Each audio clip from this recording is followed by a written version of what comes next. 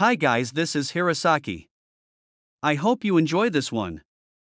This story is all about what if Naruto has Gojo's powers. Naruto has been in a state of chakra imbalance since the Nine Tails was sealed within him. After Orochimaru sealed the Nine Tails away, his body and soul realigned, allowing him to awaken his bloodline, the Six Eyes. Welcome aboard! Chapter 2. Naruto sat on top of his father's head on the Hokage monument with a bored expression. Lots have happened since the end of the Chunin exams and subsequent invasion led by Orochimaru of the Sannin.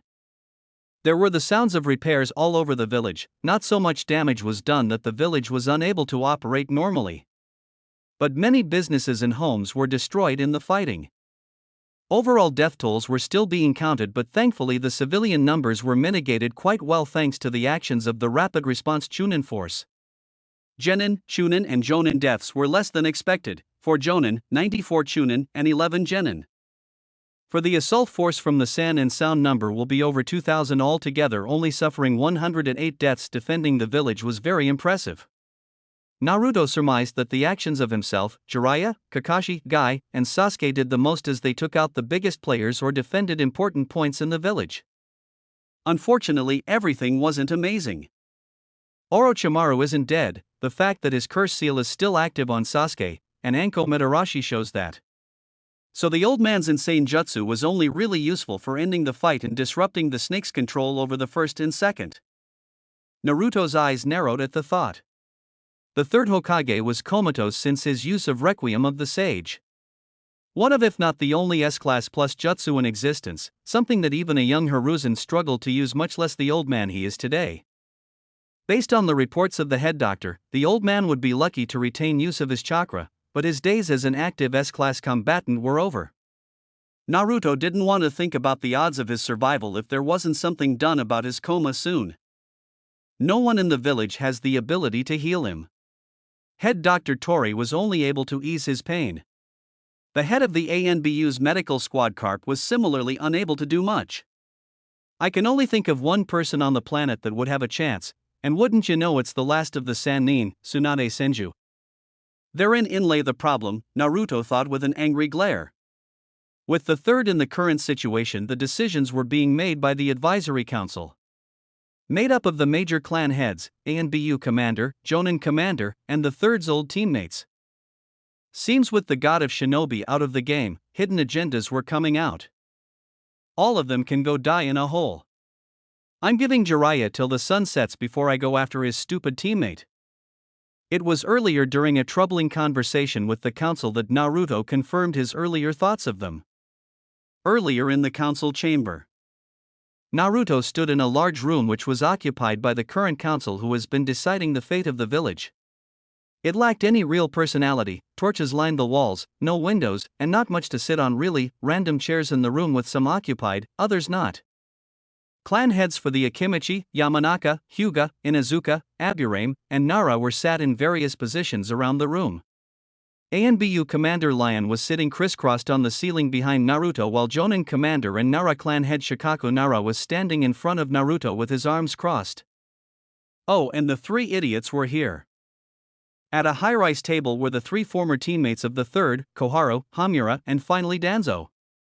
Despite not coming from any real reputable clans, or having any remaining power beyond a typical Jonin, from his Six Eyes observation, though Danzo was interesting, they certainly held themselves above everyone here. Naruto didn't hold back, he walked right in and said it. I'm not here to waste time with old fogies like all of you dash. Insolence! Dash shouted Hayashi. Naruto glared at him with glowing eyes that silenced him right away. I'm here to tell you that with the old man in his current state he needs the medical attention of Dash. Tsunade Senju, interrupted Danzo with a passive expression gathering the room's attention, do not think your new bloodline makes you the only one capable of thought. She is the only one alive with the expertise to potentially heal Lord Hokage. Lord? This guy hates the old man's guts. I've known that since I was 7. Naruto thought with a slight narrow of his eyes. Great, then we're done here. I'll leave right now to hunt her down and bring her back. Naruto said with a grin and went to turn around.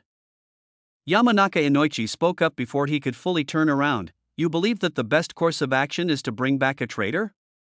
He asked with a glare. Naruto turned and looked at him for a moment with a frown, but it was Choza Akimichi who spoke up.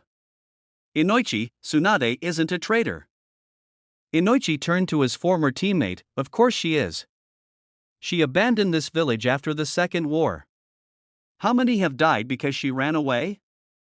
Lady Tsunade's disappearance is and has been excused by Lord Third. Interjected the distorted voice of ANBU Commander Lion from the ceiling. Then what's the problem? Asked Naruto. This whole conversation reeked of politics, and he truly couldn't care less. The problem, you shitty fucking twerp. Shouted Sum Inuzuka from her position sitting atop her dog partner, is that many won't, nor should they take kindly to that woman's presence back in the village. Like they said dash. Who cares? Shouted Naruto while glaring at the council. I could care less about any of that. I'm going to bring her back to heal the old man, anything after that he can decide. He said before turning to Shikako, I wasn't asking to leave or asking to bring her back. I was notifying you as a courtesy. A courtesy? Asked Danzo, not to let the frowning Shikako speak. You've outgrown your station genin. You will do as commanded by your superiors, and in this case, it is to not leave the village. Too many eyes are on you. Not even a week has gone by since the invasion and already your profile is in the bingo books. The leaf cannot lose the 6 eyes or the 9 tails. And there it is. Naruto thought with a furious glare to the 3 idiots, all agreeing with each other. Some of the clan heads agree to various degrees as well. The bugs will go with the most logical choice. The dog doesn't like me because I pounded on her son Kiba, likely a similar case with the Hyuga and shaming Niji so publicly. The Inoshikacho trio are all strangely quiet. Naruto turned to Nara and tried to lock eyes, but the man was staring towards the ground. He seemed torn on whether to speak up or not. Naruto wasn't sure if that was in his favor or not. Oi! Scarface! Shouted an irate Naruto, getting a twitch out of Shikaku. You really agree with all this? He agrees as he knows it is the right choice. Hayashi Hyuga stated before walking forward, Mr. Uzumaki, you are not in any place to demand anything of this council, nor are you to leave this village without supervision. Supervision? Naruto thought without changing his facial expressions. He forced himself to remain calm as he could tell they were building to something. Koharu chimed in from there, Hiruzen may have tolerated your disrespect out of amusement, but it is high time you learn your station. It was already bad enough you had no control over the 9 tails as Arjun Shuriki, now you have no regard for your new bloodline's importance. She stated with a frown on her wrinkled face. Naruto was suspiciously quiet as they spoke. Shikako started to look around the room with a frown. I do not allow Hyugas to leave without a seal to keep the Byakugan safe. I would consider the same for Naruto. The 6 eyes have turned a pathetic genin into a powerful shinobi, not something we should let leave the leaf due to carelessness. Hayashi stated, getting approving looks from the 3 and considering ones from the rest of them. Hamura stood from his chair. This council has already been working to place you in a new cell, better training conditions which will allow you to perform your duties as the 4th Hokage intended. Naruto opened his eyes at that point and glared at the advisor. Oh? Is that what my old man wanted? To be your little attack dog? Naruto wondered with a half-lidded glare that was glowing with unimaginable power. Those in the room felt hairs on their necks stand up before the words were registered. Boy, that is in dash, shouted an alarmed Koharu, but she was interrupted by Tsum. No fucking way you're his son. She shouted in disbelief, her hackles up at the thought. You're that woman's son, the Uzumaki outsider. Outsider? Murmured Naruto before a titanic amount of chakra was felt throughout the room.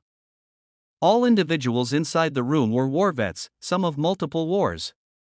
Not since the 9 tails was unleashed in the village 12 years ago did they feel such primal fear within their bodies. Naruto's body was shone with a shimmery blue glow of chakra, and the ground around him cracked under the weight of his chakra. If the 3rd Hokage chakra was like a hyper-dense blanket and Orochimaru's was a malicious swamp, Naruto was like the deep ocean, and no one in the room could force their bodies to move under the weight. Danzo's lone eye opened as he stared forward, but he didn't move to say or take any action, merely observing Naruto.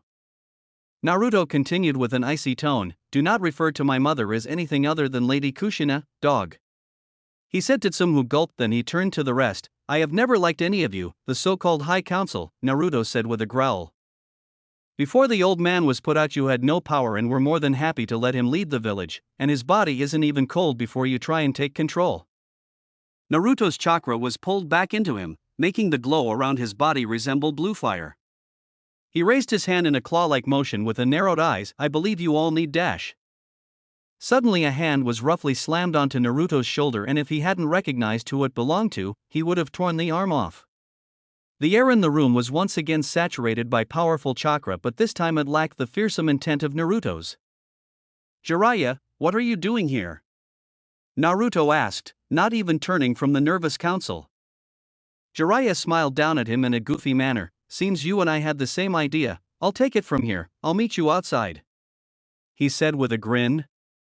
Naruto snorted and relaxed his chakra and stance. Fine.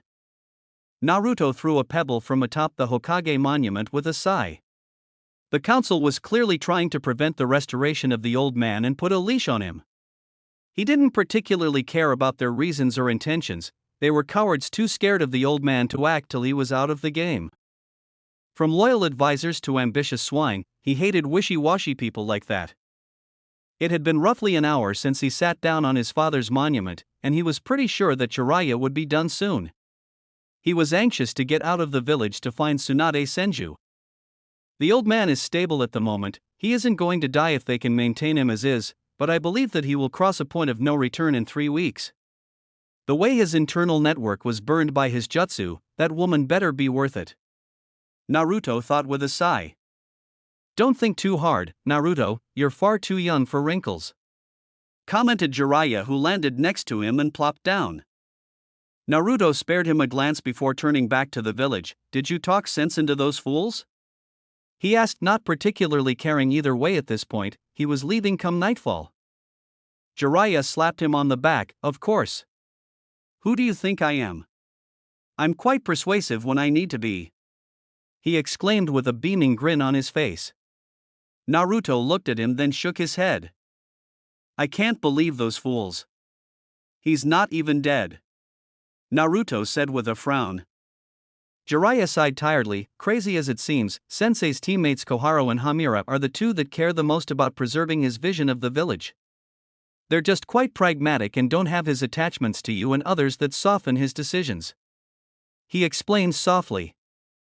Naruto turned to him with a raised brow. Soft? The old man was many things, but he wasn't that soft, wise and kind, sure. But he never held back after a prank went too far on my end.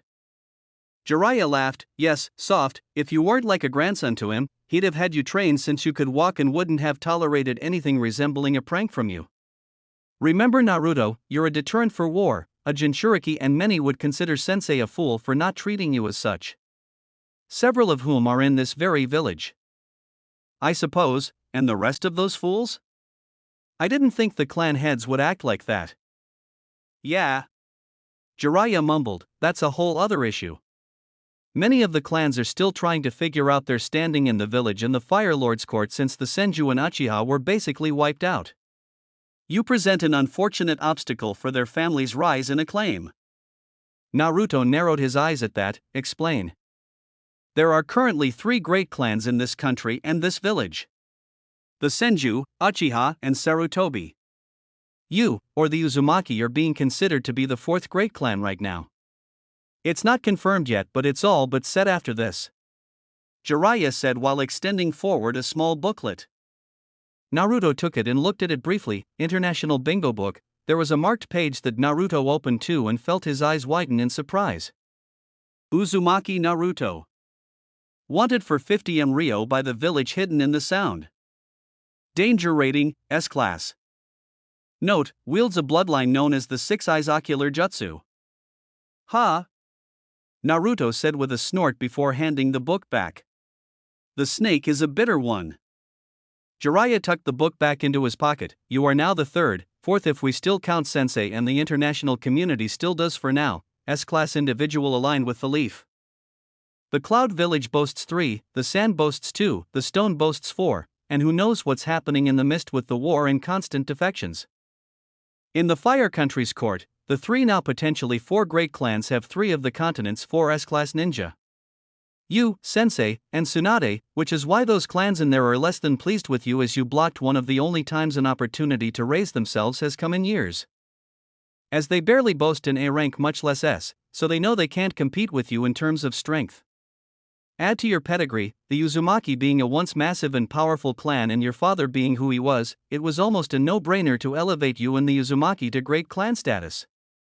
Explained Jiraiya with a tired sigh as he looked out over the village. Naruto scratched his head with a frown. The hell does all that even mean? I get that S-class means I'm considered an elite ninja, but who cares about a great clan? Is it really just status that's important to them? Don't underestimate the power of status. Tsunade has had benefits that have prevented her being labeled a deserter due to her clan's status. Even if she was a non-elite ninja, her name alone would grant her many opportunities and leverage most would only dream of at the capital. Sasuke will have many privileges as the last of the Uchiha, loyal at least, once he comes of age. That is without the economic advantages and ears of people in the capital that can make big things happen. Many of the clans in the village would greatly benefit from such things, as most of them provide a service outside of producing ninja. Jiraiya then continued in a more serious voice, also do not discount the elevated status of being an S-class. While not a military title, as in you're still a genin at the moment. The level of power and prestige an S-class has awards them privileges and leeway of their own just to keep them loyal.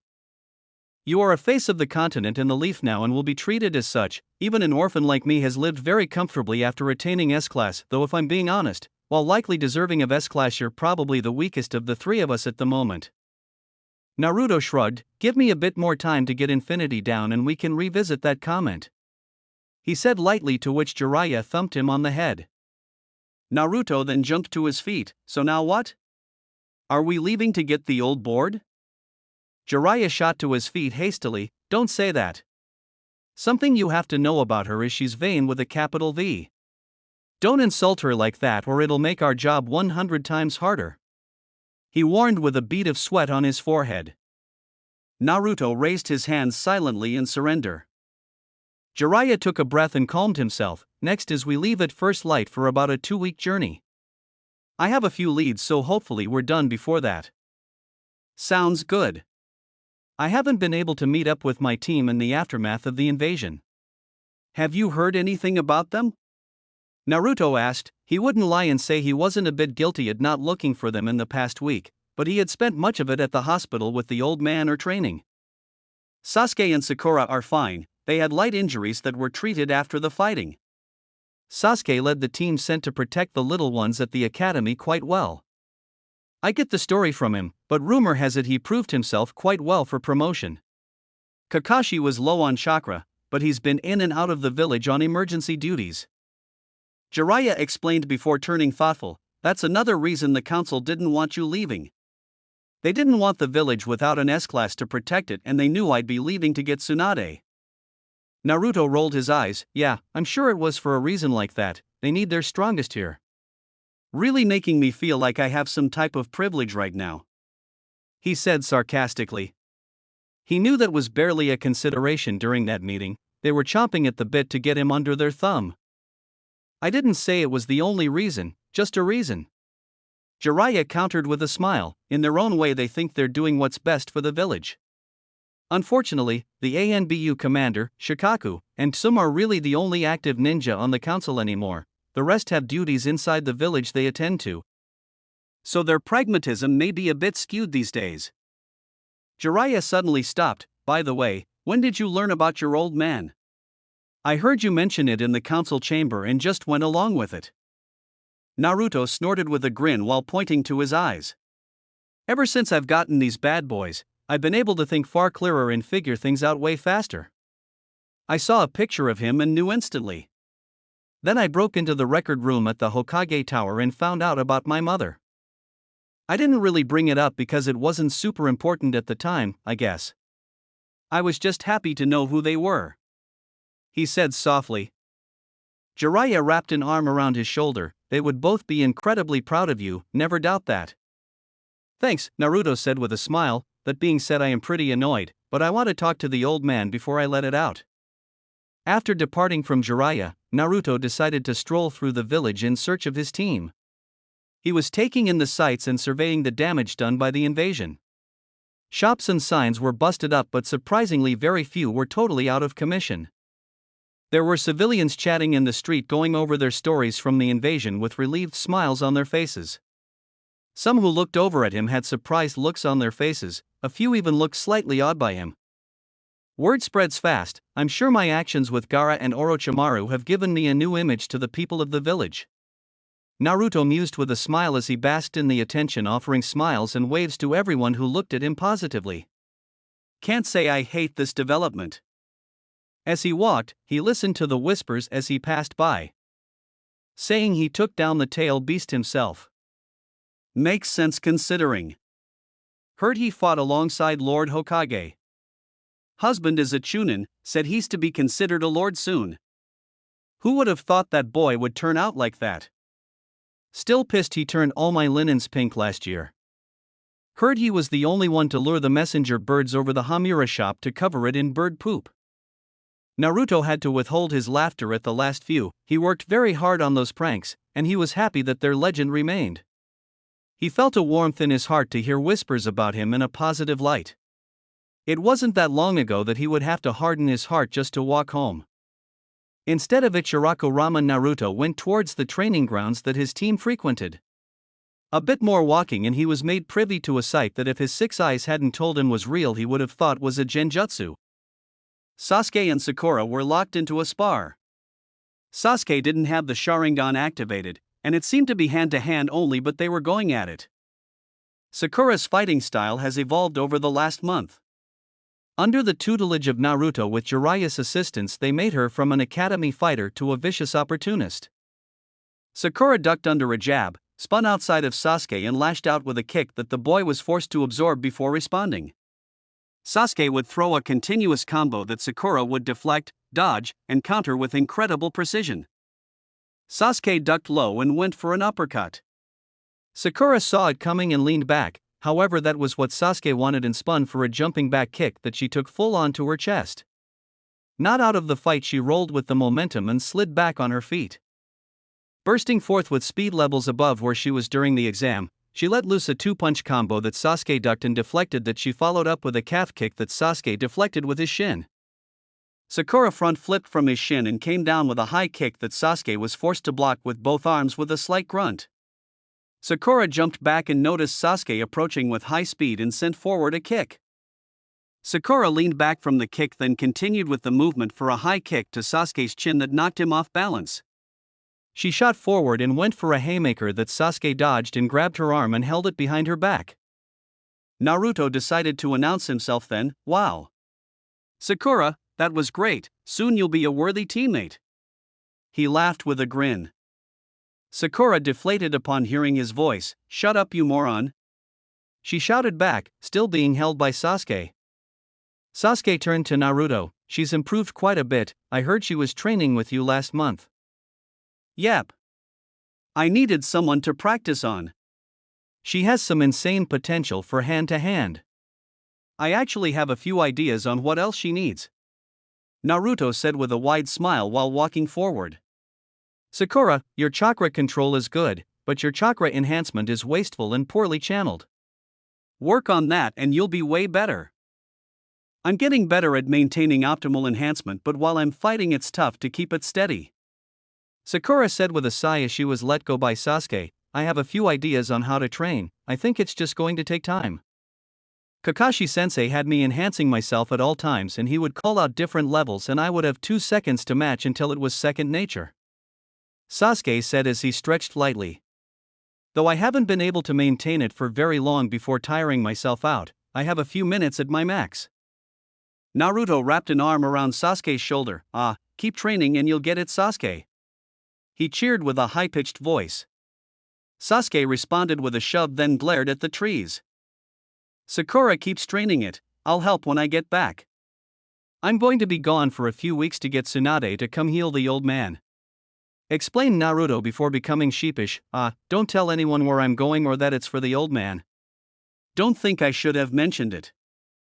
No, you should not have. came the voice of Kakashi as he appeared next to them out of nowhere. Sasuke and Sakura turned from Kakashi's sudden appearance to Naruto. "Why are you in the loop with Lord Hokage?" asked Sakura. "Well, I'm not sure what I'm supposed to share, but since you're my team, I'll just trust your discretion," Naruto said with a lazy smile. Kakashi just quietly signed but didn't move to interrupt him. "I fought with the old man, so I was there. He's out of the game unfortunately, but with the help of Tsunade he'll be up and about in no time. She's the only one who can help, so it's become top priority. Jiraiya and I are going to get her." Kakashi perked up after hearing that. "Both of you? I'm surprised they're allowing that," he said with his lone eye showing a bit of surprise. Naruto narrowed his eyes at Kakashi. "Don't tell me you're on that fool's side? I'm not sitting around while the old man is in that situation. I don't care about my status, and if it makes you feel better, I should be able to return at a moment's notice if necessary." Kakashi just raised his hands in surrender. "Status?" asked Sasuke with a raised eyebrow. "I've been dubbed S-Class, so they want to shackle me here, among other reasons," Naruto grumbled with an eye roll. Sasuke and Sakura's eyes widened comically. "S-Class?" they shouted.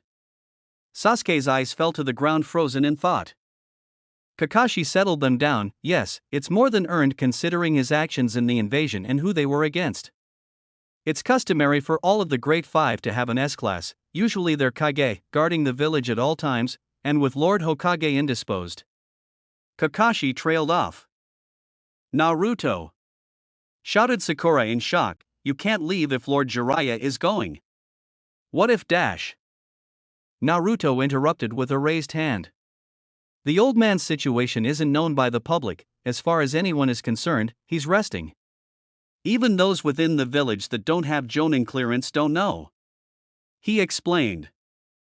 "Wait, what do you mean you could return at a moment's notice?" asked Sasuke. Naruto blurred forward and hugged Sasuke. "I'm glad you asked, Sasuke," he shouted, getting face full of Sasuke's hands as he tried to free himself. After unceremoniously dropping Sasuke, Naruto went through 11 hand seals ending with the snake seal. There was a slight flare of chakra and a bit of a whoosh sound. Naruto in 1 second was in front of them, then at the next he was behind them. All three of them turned from where Naruto was standing to where he was standing several times. Kakashi just chuckled in disbelief while Sasuke glared at the grass beneath his feet, while Sakura looked a bit excited at the development. "I did that by playing with space-natured chakra," Naruto shouted joyfully. "Basically, if I consider where I am point 1 then where I want to be point 2, I reduced the space between the 2 points to 0 and I'm warped to that point. The fourth Hokage did something similar but with seals as the medium, and this was easier to make combat ready. Though with time my jutsu will be so superior no one will even bring him up," he shouted with a wide grin and his sunglasses shining in the setting sunlight. "It isn't as complicated as it sounds. I basically apply my infinity jutsu in reverse. I'm not expanding time to constantly slow down incoming attacks but reducing the distance to 0 using space chakra. I should be able to do it over long ranges eventually, but at the moment I can only do it to places in eyesight after 11 hand seals to get the chakra ratios right.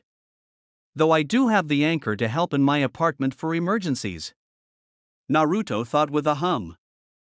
Space chakra was more tangible than time-based chakra, so he could play with it a bit more. Time was incredibly dangerous. He didn't want to mess with it too much and get sent into the fucking past or something.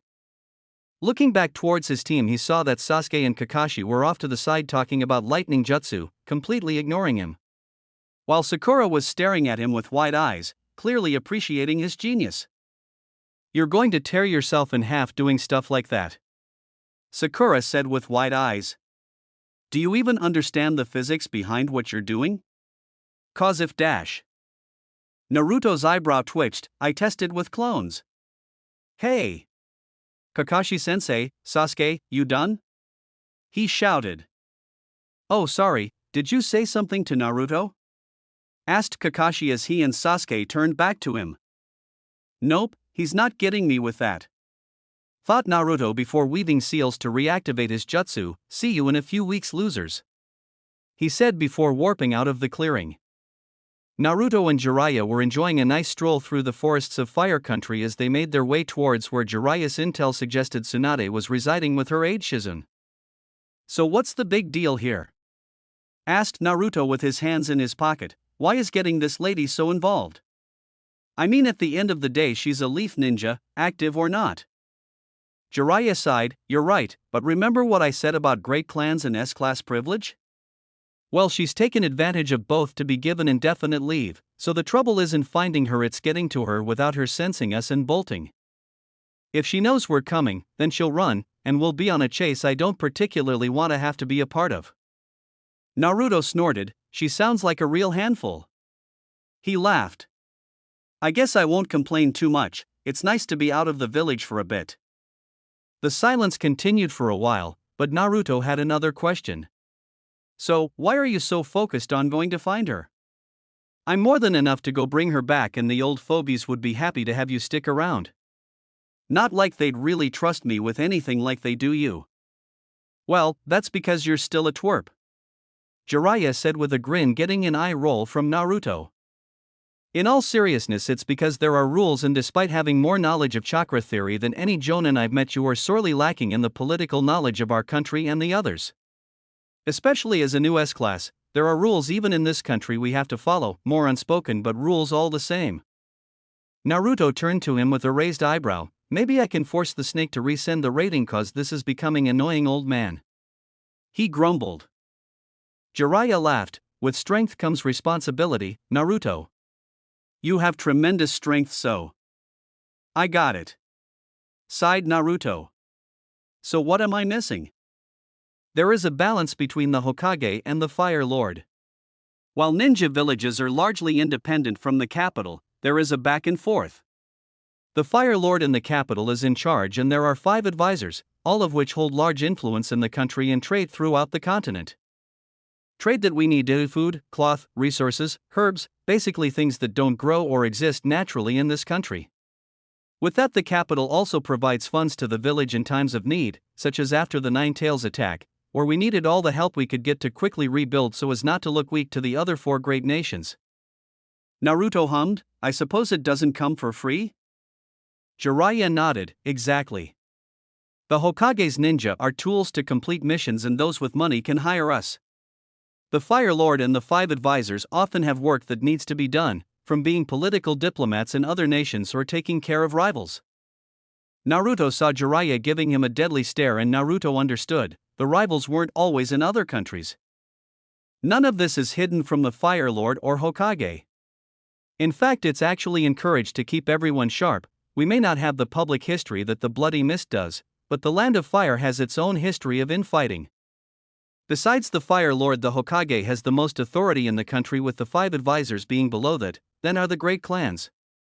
See why it's important?" Naruto rubbed his hair with a groan. "Yeah, I get it. So what's the rules?" "You explained all that but didn't answer my question." Jiraiya thumbed him on the head. "I was getting to it," he said with a glare. "You and I are the go-to-hire for those in the capital. Our power and reputation make us ideal emissaries, as we can go most places to deliver messages that would normally kill all that approach from the leaf.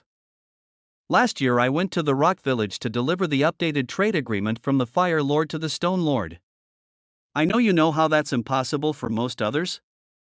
Naruto nodded with an impressed face. "Even with your rep you have some balls, Jiraiya," laughed Naruto. "I mean, you're the one who trained my old man, who tore those losers apart." Jiraiya snorted. "They hate us, and him especially, but that such a kid isn't a stupid man and knows there isn't a point to starting another war. For now at least." He trailed off tiredly. "Think they're losing it over me?" Naruto asked excitedly. "I mean, I look so much like him. Not to mention I'm getting pretty famous thanks to the bingo book." "Oh, I hope they've seen it," Naruto said with a wide smile. Jiraiya went to thump him on the head again, but Naruto ducked away and laughed. "Ha, old man." Then Naruto felt a thump on his head and turned to see a clone poof away. "Seriously, when did you make that?" Naruto asked with a blank expression. Jiraiya burst out laughing. "Like an hour ago," he shouted. Naruto blew a raspberry at him. "Whatever." Jiraiya sobered back up after a bit. back to the rules, because we're the Gojo, we have to always be ready to drop what we're doing to answer a summon to the capital. Knowing you, if you were summoned while out here alone, you'd ignore it and that would just cause all sorts of issues. Naruto nodded, makes sense. Anyone besides you do these things? Jiraiya nodded, yes. I do a majority of the political things. Sometimes Kakashi as well as his rep is incredible, and his strength isn't anything to scoff at. But for the work sometimes an ANBU captain will take the job. The issue is the Hokage decides who gets the assignment, otherwise they would demand me for everything. My mission rate is very high, but they have practically unlimited money. Naruto perked up, oh. What would my mission rate be? He asked. He wasn't exactly well off financially, he's only been on 10 missions and 9 of which were D rank. I'm sure it is gonna be higher than Kakashi, so likely 2 million minimum. Jiraiya said with a wave, mine is 10. He said with a grin, to which Naruto laughed back. Naruto suddenly stops and turns to Jiraiya with a curious expression. By the way, are we just letting those guys follow us the whole time, or should we do something about it? He asked while pointing a thumb to the forests behind them where he knew they were being followed. Jiraiya shrugged, they're here for you, you take care of them. I was hoping they'd have the guts to start the fight. In the next moment 6 ninja with no headband arrived in front of them with a body flicker. Naruto looked at all of them closely. There wasn't a common elemental affinity among them that would give away a village affiliation, nor were there really any visual cues. All of them had very little defining standout features. Okay, I give. Where are all of you from? Called Naruto with a tilted head. Jiraiya took a few steps back. They're unaffiliated scouts, they want to get a feel for you. This means that every lord in Kage now know of you and wants to see if you live up to the hype. After all, S-class wins wars. Naruto stepped forward while cracking his knuckles, got it. Now I want all of you to give it your all, don't make this boring. He shouted before blitzing forward and kicking the one in the center. To the ninja's credit, he managed to raise his guard, but Naruto felt both arms break from the kick. Naruto's eyes glowed and he blurred past the ninja he kicked to get behind him and swept his legs out from under him and rained down punches with ruthless force. Once the ninja was completely broken, he stood back up and turned to the rest. The 5 were silently watching. I would recommend you come with me together. Naruto didn't wait and rushed another. This time the ninja he was attacking was supported by 2 more who came at him with tantos. Naruto pulled the ninja in the middle who had his guard raised with earth nature chakra to protect him. Naruto grabbed him and threw him at the ninja on his right, sending them tumbling away. Then he leaned away from the slash and ducked under the follow-up attack. Naruto sends a knife hand to the ninja's open side, breaking the ribs. Naruto was forced to block an incoming kick from the 5th remaining ninja and with lightning speed grabbed the foot and tossed him into the ground. Naruto was about to finish him off when the 2 he sent tumbling away shot forward to attack, one with a tanto, the other with a fist glowing with lighting nature chakra. The one with the tanto was channeling wind chakra, so Naruto knew not to touch it, otherwise he'd lose a finger or hand. With that in mind, he avoided the tanto with swaying movements and waited for his opportunity. The second ninja with the lightning fist attacked after he swayed back, and Naruto grinned savagely at the mistake. He grabbed the incoming attack by the wrist and pushed it in the way of the wind blade, causing an explosion from the elements clashing. Naruto saw Lightning Fist lose his hand and moved to finish him. Naruto jumped and kicked him in the chest, sending him back, then worked behind the ninja and slammed a full-force punch to his back, cracking and breaking all his bones in his torso. The ninja with the tanto had his blade ruined and he moved to attack hand to hand. Naruto parried a punch and hit him with 6 punches to various places around his body, then finished with a spinning kick to his neck, sending him tumbling away out of the fight. The remaining 2, one with the broken ribs and the other who he threw into the ground, were on guard next to each other. Naruto noticed that the one with the tanto pulled another out to dual-wield the blades. Naruto shot forward and made it look as if he was going after the unarmed one, but attacked both, the one with the tanto with a kick and the unarmed one with an elbow. The bladed ninja tried to slash him while the other tried to punch him, but Naruto parried the punch and grabbed the wrist holding the blade. He pulled the wrist forward and kneed him in the face, rattling his skull and shattering his nose. The last one knew he was outmatched and took out a roll of explosive notes and rushed him. Naruto grinned and coated his hand with chakra as he grabbed the roll of notes and flooded the paper with so much chakra it destabilized the seals, causing them to catch fire rather than explode. Naruto then leg swept the ninja, and followed up with a hammer arm to smash him into the ground, creating a crater in the earth from the force. Naruto wiped his hands off as he looked at the 6-down ninja. That was fun, now go. Tell everyone of my amazing power. I'll happily beat any of you into the ground again. Laughed Naruto. He watched as they managed to pull themselves up and drag each other away into the forests. Jiraiya stepped up with a thoughtful expression. That was different from your usual boasting. More calculated. Naruto nodded. After the invasion, and the old man, we need a new boogeyman to deter foolishness from our rivals. I took them down without ninjutsu as a statement of strength. I still plan to be Hokage after all. Jiraiya nodded. Smart. Though you should settle for 6th Hokage as you're too valuable to be relegated to the job now. That's actually the reason we're rushing to get Tsunade as well. She is perfect for the job, strength and reputation in spades, and we won't lose any manpower as she hasn't been active in decades.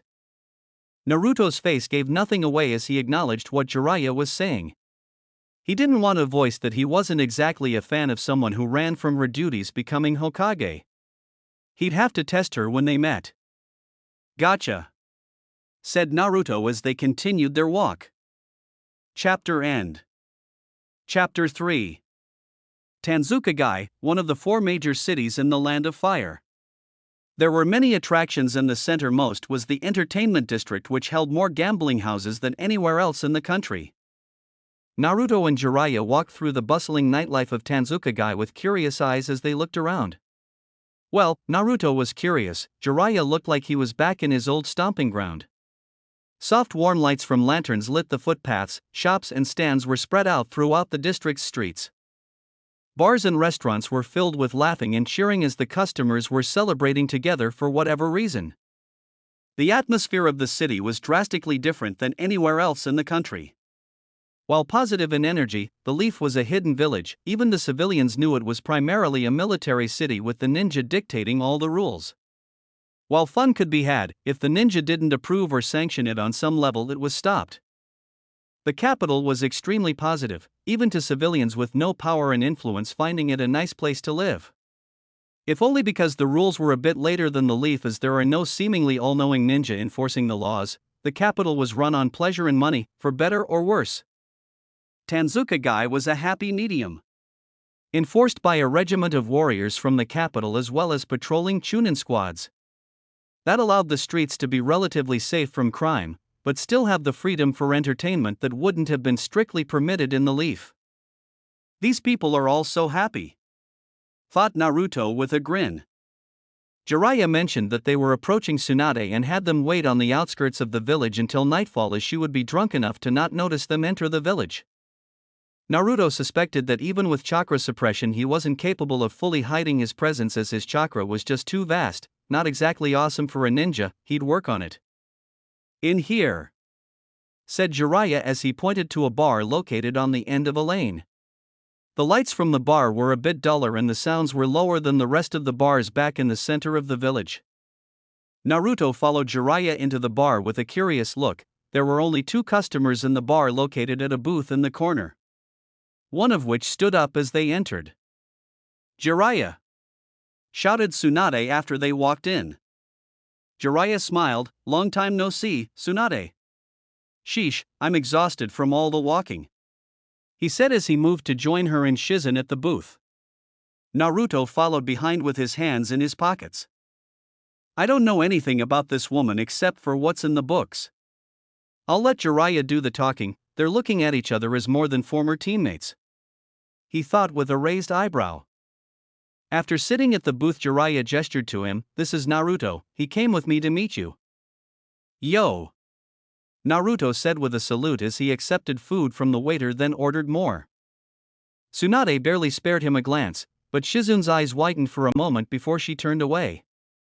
Naruto didn't bother looking at her more than a glance. He was too busy being blown away by Tsunade. Her chakra is unlike anything I've ever seen. Every muscle fiber has traces of being enhanced. That's control on a level I didn't think someone could achieve without a bloodline, thought Naruto as he let his 6 eyes take in everything about the woman. I would bet that even without her actively molding chakra to strengthen herself, she's stronger than the average jonin. At her max, I bet she could shatter a mountain. It's crazy that someone so strong is so weak-minded to need a genjutsu to make herself look younger. Jiraiya took a drink from the sake at the table and sighed happily. You've grown even more beautiful, Tsunade. I've missed you, even if you spend so much effort trying to avoid me, he said with a grin. Surprisingly, Tsunade laughed. Maybe if you tried a bit harder it wouldn't have been 2 years since we've seen each other, she said with a smile.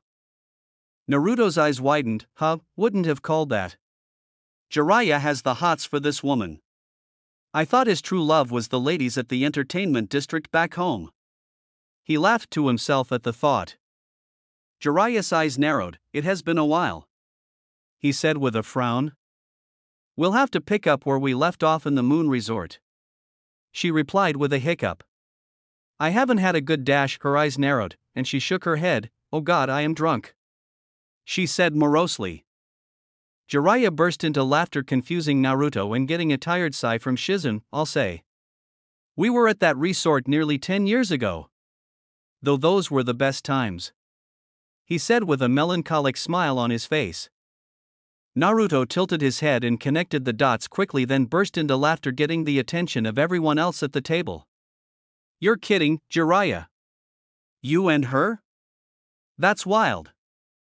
He turned to Tsunade. You must be something to snag this one, he said while pointing to Jiraiya, who was rapidly growing more and more nervous. I mean, there can't be too many out there that would settle for a genjutsu-clad old woman, much less Jiraiya of the Sannin.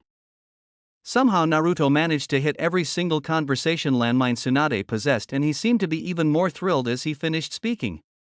Shizune pulled her pet pig that was nestled in her arms closer with a worried look while Jiraiya was sweating bullets in his seat.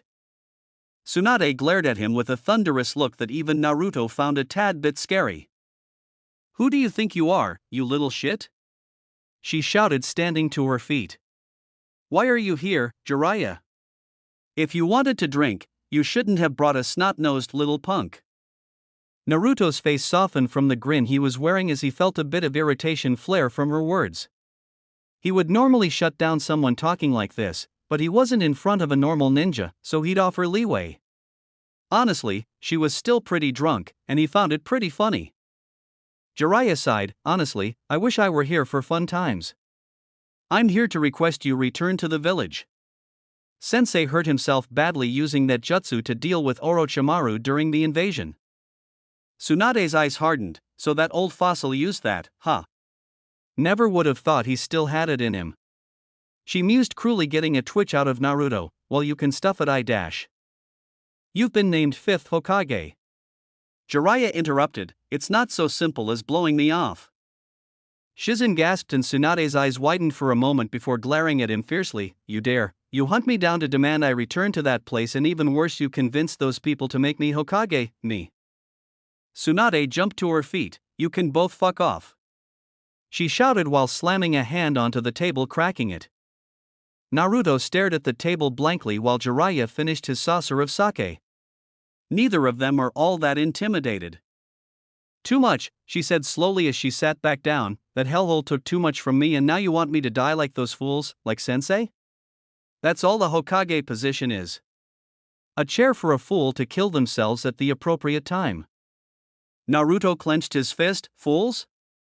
Big words from a weak woman like you, wallowing in self-pity, he said venomously. There are many who have lost everything for the leaf and still happily protect it. I had my ticket torn less than an hour after I was born, and you don't see me drowning in alcohol. Tsunade snapped her head to him. That's enough, she shouted while jumping back to her feet. Naruto mirrored her actions with a slight glare from behind his glasses. Think you know everything, twerp? Then let's take this outside, she said with a growl before stomping out of the bar. Jiraiya sighed and tossed the barkeep a roll of money before following her out, Shizune and Naruto right behind him. The two ninjas stood across from each other in the empty road. The bar was far enough from the main street that there were no civilians around to get in the way. You think your hero worship of the Hokage makes them less of fools? I'll show you just how shallow your thoughts are on the real world, Tsunade said while stretching her arms. Naruto scared, I'm going to say it right now. Apologize and take back what you've said about the Hokage. And I won't smash you into the ground and drag your old ass back to the leaf, he said with a frown. As he said that, he observed as her chakra purged the alcohol from her system at light speed. Yeah, sure, you little shit. Tell you what, land a hit on me and I'll acknowledge you as a ninja. Till then you can settle for being the twerp genin with too loud a bark, she taunted with a smirk. Naruto tilted his head. Twerp genin, huh? I'm the future Hokage of the leaf. I'm too young right now for it, so they're giving it to a useless ninja like you who won't cost us battle power to put in the chair, he responded while limbering up. Tsunade's eyes widened for a moment at his words, then she went back to angry. Also, started Naruto before shooting forward at his absolute top speed, shocking everyone and slamming a devastating punch into Tsunade's gut, launching her off the street and through a building. One hit isn't going to be all that tough, he said while dispassionately gazing in the direction she flew. Shizune off to the side leaned over to Jiraiya. So he's the one I heard about? Probably. Tsunade clearly doesn't pay attention to the new developments in the ninja world, Jiraiya said with an amused laugh. She was paying for it now, he thought. A pulse of chakra was felt from the rubble of the building, then green wisps of chakra began rising into the air. Naruto popped his neck as his six eyes told him that the rust on Tsunade's abilities were quickly being removed. Guess we'll see if the legendary fighter is all she's cracked up to be. Rubble was blasted into the air as Tsunade shot to her feet. Chakra was consolidated around her gut, healing the damage inflicted by Naruto. Healing of that level without physically directing the chakra, you're pretty good, complimented Naruto as he watched it happen with his eyes. He knew that such a thing was beyond him at the moment. Tsunade cracked her neck and limbered up. Who are you? You're not much older than a fresh graduate, she asked, then turned to Jiraiya. Who is he? Naruto Uzumaki, I introduced him earlier, he answered helpfully with a smile. Naruto didn't wait any longer and shot forward. This time Tsunade caught the punch and sent one of her own. The punch was deflected to the right, however the sheer force of the punch was such that the building in the path had a massive crack in the wall. Naruto went for an uppercut that was caught. He ducked under a hook, threw a jab to her gut that was redirected, and he was caught in the side by her follow-up strike, making him wince. Naruto backed off, then raised a knee to her face, and she slammed a palm to stop him, then followed up with a jab at lightning speed. Naruto only barely dodged in time. He launched 3 punches as fast as he could. She only dodged the first and blocked the second before taking a hit to the kidney. She grunted at the force, then went on the offensive with her own combo that Naruto was struggling to deflect and dodge. He swayed around the first punch, caught the second and winced from the power behind the hit. The last was barely ducked under and he felt his hairs sway from the force. Tsunade didn't let up the pressure. She stomped the ground, which caused a crater to be formed, taking away Naruto's footing that she took advantage of by landing a devastating punch to his stomach, launching him away. Naruto caught himself midair and landed in a crouch with a stream of blood flowing from his mouth. Her raw skill with taijutsu is on a whole other planet than my own. I'm a solid chunin. She could go toe-to-toe with the rakeage and skill. What a pain, not to mention her chakra enhancement. Body is better than mine. In hand-to-hand I'll lose. Okay, you're good, Naruto commented as Tsunade rushed forward with flaming green chakra flowing from her fists. Now, chakra enhancement jutsu, red, said Naruto while powering up a glowing red orb at the tip of his finger. Before he could fire the jutsu, Jiraiya jumped between them with both hands raised. Let's stop it here. You two will destroy the town if you keep at it. Tsunade immediately stopped while Naruto sighed as he stopped red before it went off. It was about to get good, Jiraiya, Naruto whined. I think she may be a worse matchup for me than Jiraiya. How interesting. I need to get Infinity usable. I'm scraping the surface of S, but I'm not there fully yet if this is what type of monsters await me. Tsunade stared at the ground in shock. I didn't think to go that far, she muttered to herself, completely shocked at the boy's ability and her own lack of thought in getting so serious. She knew he was likely Kushina's son but thought he was so strong. Jiraiya, let's go, we need to talk. she demanded before stomping off. Shizen sighed as she took in the destroyed environment, then rushed to catch up to her master. Jiraiya watched her leave with a wistful smile. Her breasts are a wonder, but that ass isn't bad either, he said with a smile. Naruto turned to him with a deadpan expression. Yeah, I'm going to bed. Don't pull something, old man. He trailed off, feeling gross for even thinking like that. I'll get a room at an inn. With that, master and students separated for the night, confident that their mission would be over in the coming days, not knowing what was coming. It was nearing noon when Jiraiya and Tsunade decided to sit down to eat together. Both of them caught up after the impromptu fight the night before and were enjoying each other's company. Both of them found solace in one of the only people in the world that has been there for them throughout their whole lives. Jiraiya smiled to himself as he watched his old teammate and lifelong flame eat. There was a time when this was the dream I would die for. He mused wistfully, then got a bit more serious. Tsunade, I hope you know that you're the best person for the job, otherwise I would have never suggested you. Tsunade smiled at first, then glared to the side. We can't just have a meal, huh? Always focused on work. First it was your network that didn't let you settle down, now you won't even let me settle on my own, she said with a downcast expression. I told the kid, and I'll tell you, I don't think I have any more to give the village. That's not true, I saw it last night when you fought with Naruto. Jiraiya said, making an effort to lock eyes with her. You're lost in the past, but if you look to the present, you'd see there are people who love you and believe in you. I failed all the people I love and who loved me, Tsunade said with a glare. I couldn't save Dan, Nawaki died before I got there, and we. She trailed off quietly and shook her head. We couldn't have a family 10 years ago, both of us failed at that. Jiraiya snorted, too late for you and I and too much baggage, but I did have a family, he declared with a grin and slightly misty eyes. In every way that matters, Minato was my son. I certainly taught and loved him like he was my own, and I felt like Kushina was my daughter when they married, he said with a small smile as he thought back to different days. Tsunade's eyes softened. They were amazing people, though very distant. Kushina was family to me too. Yep, agreed Jiraiya, and I'm going to do all I can to be there for Naruto and guide him to be a proper ninja. He has much to learn, but I have the utmost faith in him. Tsunade hummed at the mention of the blonde. Just what is with that kid? He shouldn't be that strong at that age. Minato was a strong chunin at that age, but that boy, even sensei, didn't become an S-class till he was 16. Jiraiya sighed. You noticed that even at night he wore those glasses, correct? She nodded. He possesses an ocular jutsu called the Six Eyes, potentially a new bloodline. Really? Tsunade asked in wonder. What does it do? Well, it is similar to the Rinnegan and Sharingan, but not quite the same. Jiraiya pursed his lips as he thought the best way to describe it. It gives him the ability to see and understand chakra at a level only equaled by the Rinnegan, if not greater than.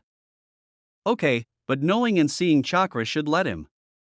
Right, Jiraiya said with a nod. He can perfectly control chakra, even theoretical chakras, thanks to his eyes. The jutsu he was about to use last night was red, pure positive chakra, hyper condensed in a shell of negative chakra. The power is absurd. Another jutsu is blue, which is the inverse of that. But as he showed last night, he can also use chakra enhancement, body to incredible levels with no waste. Jiraiya didn't go into the insanity that was infinity. It wasn't done, and it made his head spin at the thought of it. Tsunade frowned as she took in that information. Strange, I haven't heard about it till now. Naruto was confronted by Orochimaru in the Chunin exams. Our teammate interfered with the seal on Naruto, explained Jiraiya, getting a surprised look from Tsunade. Prior to that, Naruto didn't have the Six Eyes and was merely a promising genin. We suspect, Naruto, Sensei, and I, that the Ninetales chakra was affecting his body and he was unable to awaken it until it was separated from him. Tsunade snorted. So Orochimaru inadvertently empowered an enemy, she said with a nasty smirk. What was Naruto like before? Jiraiya smirked. He was pretty much the same, but without the power to back it up, so a knucklehead twerked genin with too loud a bark, laughed Jiraiya, repeating Tsunade's words back to her, getting a snort from the woman. By the way, I think I may have pulled something last night, commented Jiraiya while stretching, which got an eye roll from Tsunade. I didn't really give you a great impression of me, huh? Asked Naruto uneasily as he and Shizen strolled through the surrounding forests while their respective masters talked. Shizen gave him a side-eye before sighing. No, you did not. But I'm not ignorant of Lady Tsunade's abrasiveness, she reluctantly admitted. Naruto smiled, not like I was a bully or anything, she was about to smash me into the ground. He laughed, granted he could have used some jutsu, but that would have been his loss since they were supposed to go at it via hand-to-hand. Very true, there are few in the world that can take my lady on with their bare fists. Shizen proclaimed proudly. The little pig in her arms gave an oink in agreement. I'm sure. Both of them continued to walk silently a little longer, taking in the scenery for a while. The bushes and large trees filled the environment in lush greenery with the sun peeking through the canopy of leaves above them. Naruto turned to Shizen. I'm sure Jiraiya will convince her to come back, he said suddenly. Shizen nodded absent-mindedly. I'm sure that he of all people could.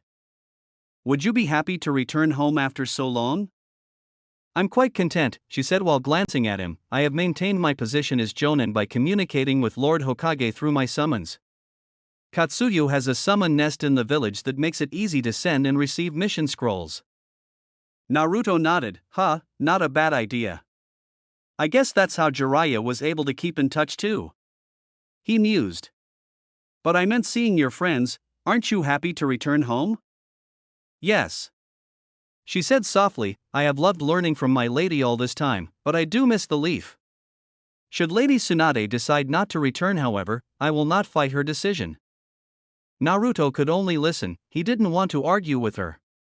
As much as her words were likely genuine, she must have been unaware of how lonely her eyes were at this moment.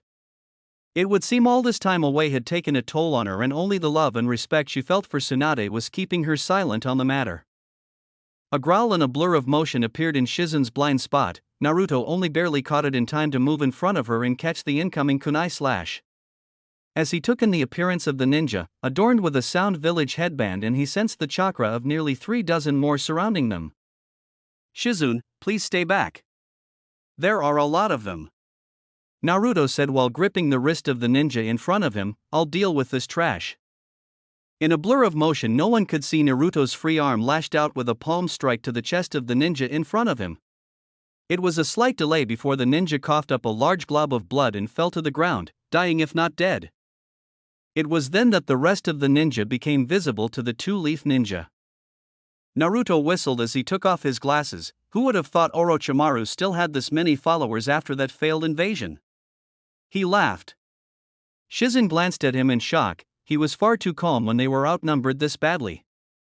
Naruto moved through 3 hand signs that no one recognized. It wasn't that they were completely new, it was that one hand was going through different seals from the other. The molding of negative chakra was so alien to normal that he needed to completely rework hand signs to manage it. A single hand ram seal with his left, then an open palm facing towards a group of ninja, followed by a savage grin from Naruto, was the only signal of his attack. There was a pulse of chakra nearly invisible between the 6 ninjas, then they were all pulled together with such force their bodies were crushed into paste. The aftermath of the jutsu left a 5-diameter circle of empty space, no leaves, tree limbs, or even blood and body parts.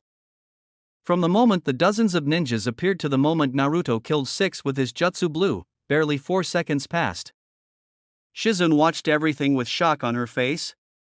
I knew that he was declared S, and his bounty from Orochimaru was 50 million. The reports came out in the bounty hunter circles. But seeing his ability in person, last night and now, all my doubts from his age are gone.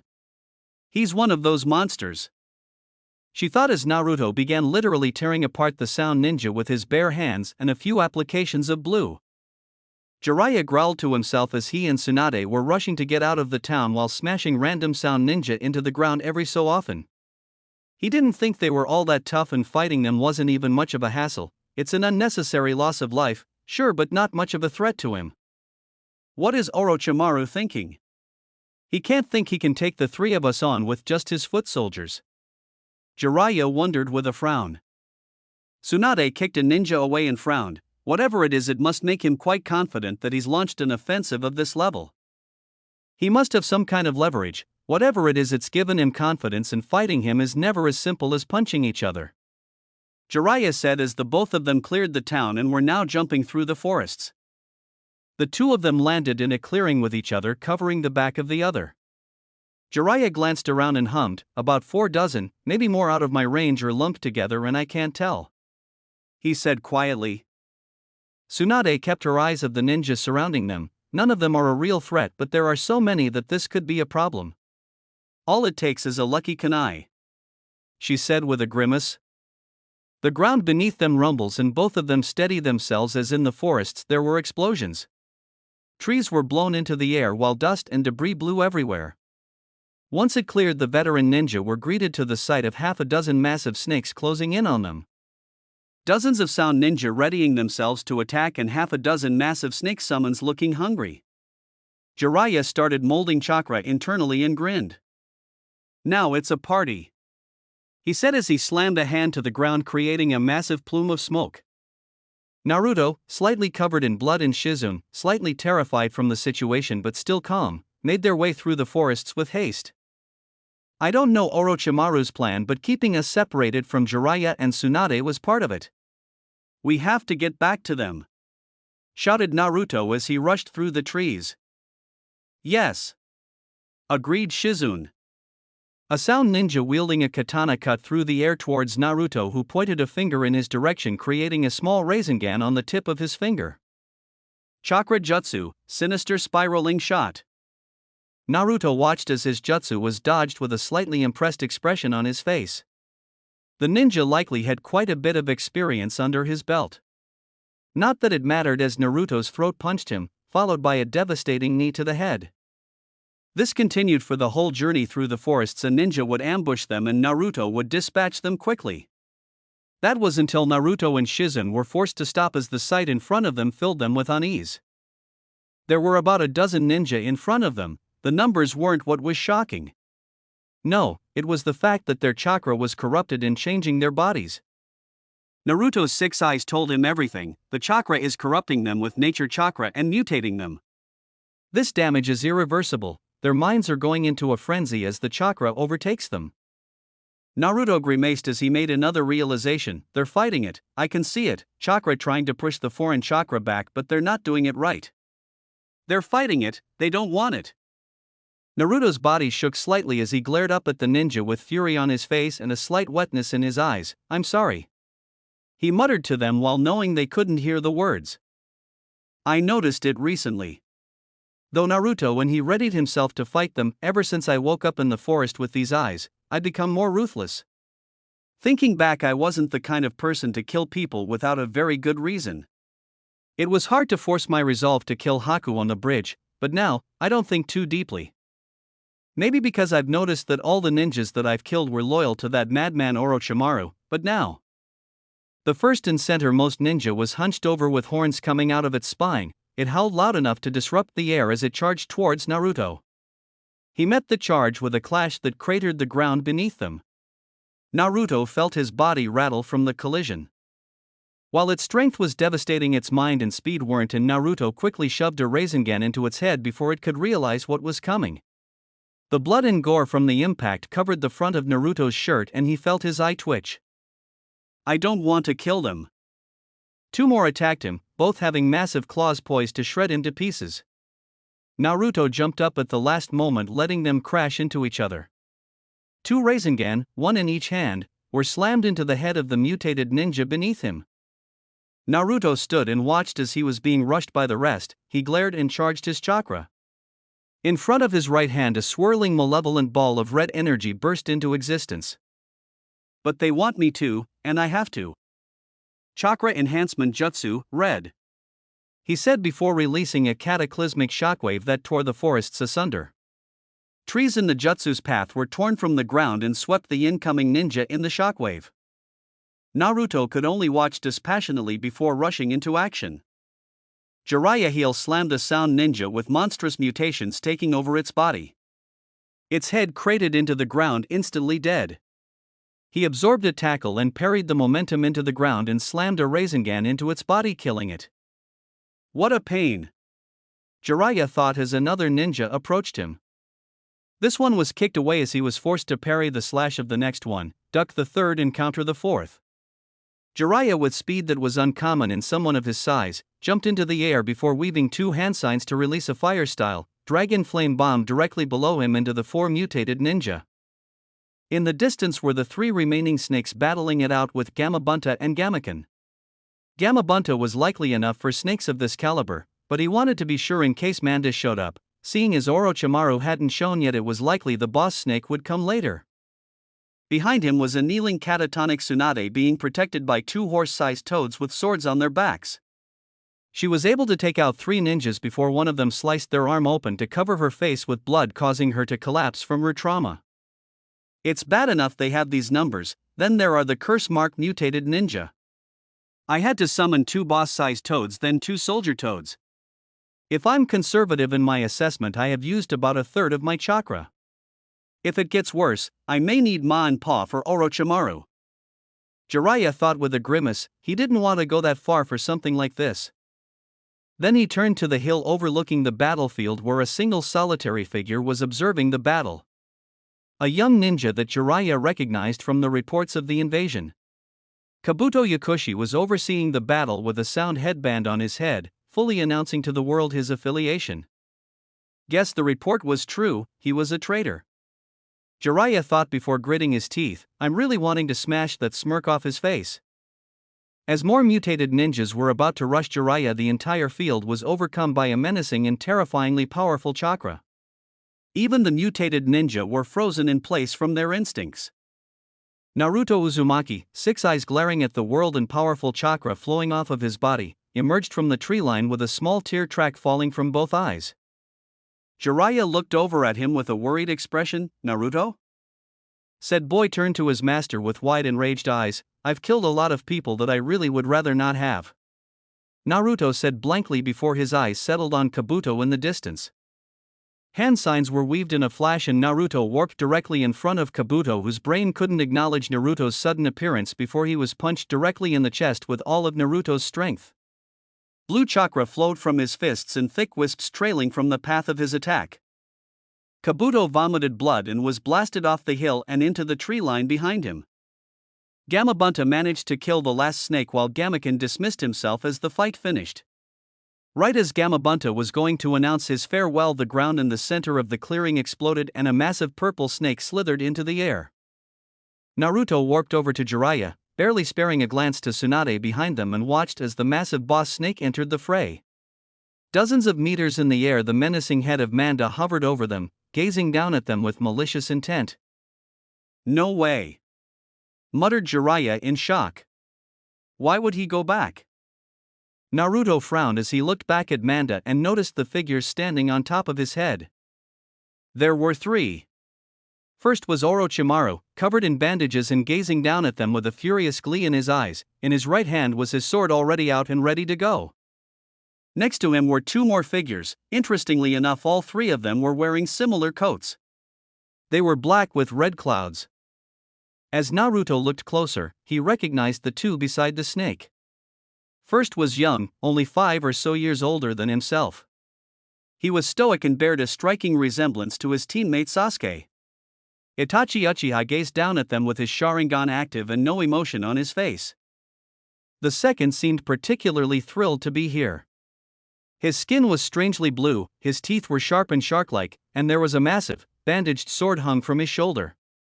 The monster of the hidden mist, the tailless-tailed beast, Kasame Hashigaki, looked like Christmas had come early as he looked over the battlefield. Naruto wasn't sure what team or group they were a part of, but he wasn't excited to see 3 ninjas of their caliber on the same side against him. What a mess! Muttered Naruto as he readied all his brainpower into summoning infinity. Chapter 4. There has been a debate that has been around for as long as ninja have been killing each other. Since the first Senju killed the first Uchiha thousands of years ago, before many clans even existed. It was a simple question. Which ninja is the strongest? Over the centuries there were changes in what the best are called: special, elite, legendary, or just plain old strong. Unfortunately, it has never been an easy thing to figure out. During the era of Hashirama Senju and Madara Uchiha, the designations known as letter rankings were created by the lords of the 5 great countries to tier the clans they wanted to hire for work. This allowed them to measure what they were up against, who they needed to hire, and how much ninja were worth in payment. Originally, it ranged from D all the way to A, D being considered common and useful for non-ninja related jobs. These were ninja families with no real clan techniques or renown, usually first or second generation ninja trying to make it in the world. C were more renowned families, such as the Shimura clan, who were known for Winjutsu but only bolstered 1 or 2 strong ninjas. B and A encompassed the known clans of today. The Naras were A, B and Hyugas A clans. With these ratings usually possessed a unique skill or bloodline that set them apart. However, the Uchiha and Senju clans broke the scale of A. The lords needed an entirely new grade to quantify them. Thus the designation of S was created, signifying special. From there it caught on to rank individuals by the same ranking system. But the questions remained the same even if the wording changed. What constituted someone achieving S? Many debated that it was by killing elite ninjas such as Jonin with ease. Others by amount of chakra, or jutsu knowledge and secret arts. While those factors came into it, the way someone achieved S was not by self-declaration but by public opinion, particularly by enemies. If a Kage could declare their own ninja S, then there would be dozens and the scale would break. So today, for a ninja to be considered and accepted as S, then your enemy must overcome their pride, overcome their ego, and declare to the world that said person was so powerful that they were head and shoulders above the rest of the elite. Usually this was followed by anger, and a very high bounty. That being said, it was never cut and dry in who was the strongest. One S was not equal to another. The third Hokage was so far above his rival Kage that he was named the god of shinobi. The legendary Sannin were considered all Kage levels in strength and reputation. Hanzo of the Salamanders was so feared and powerful, merely surviving a battle with him could make you a legend. See the Sannin for reference. Then there was Hashirama and Madara. Again it was the Uchiha and Senju that broke the scales. Both of them in their time and to this day, were so powerful that entire nations feared their gaze.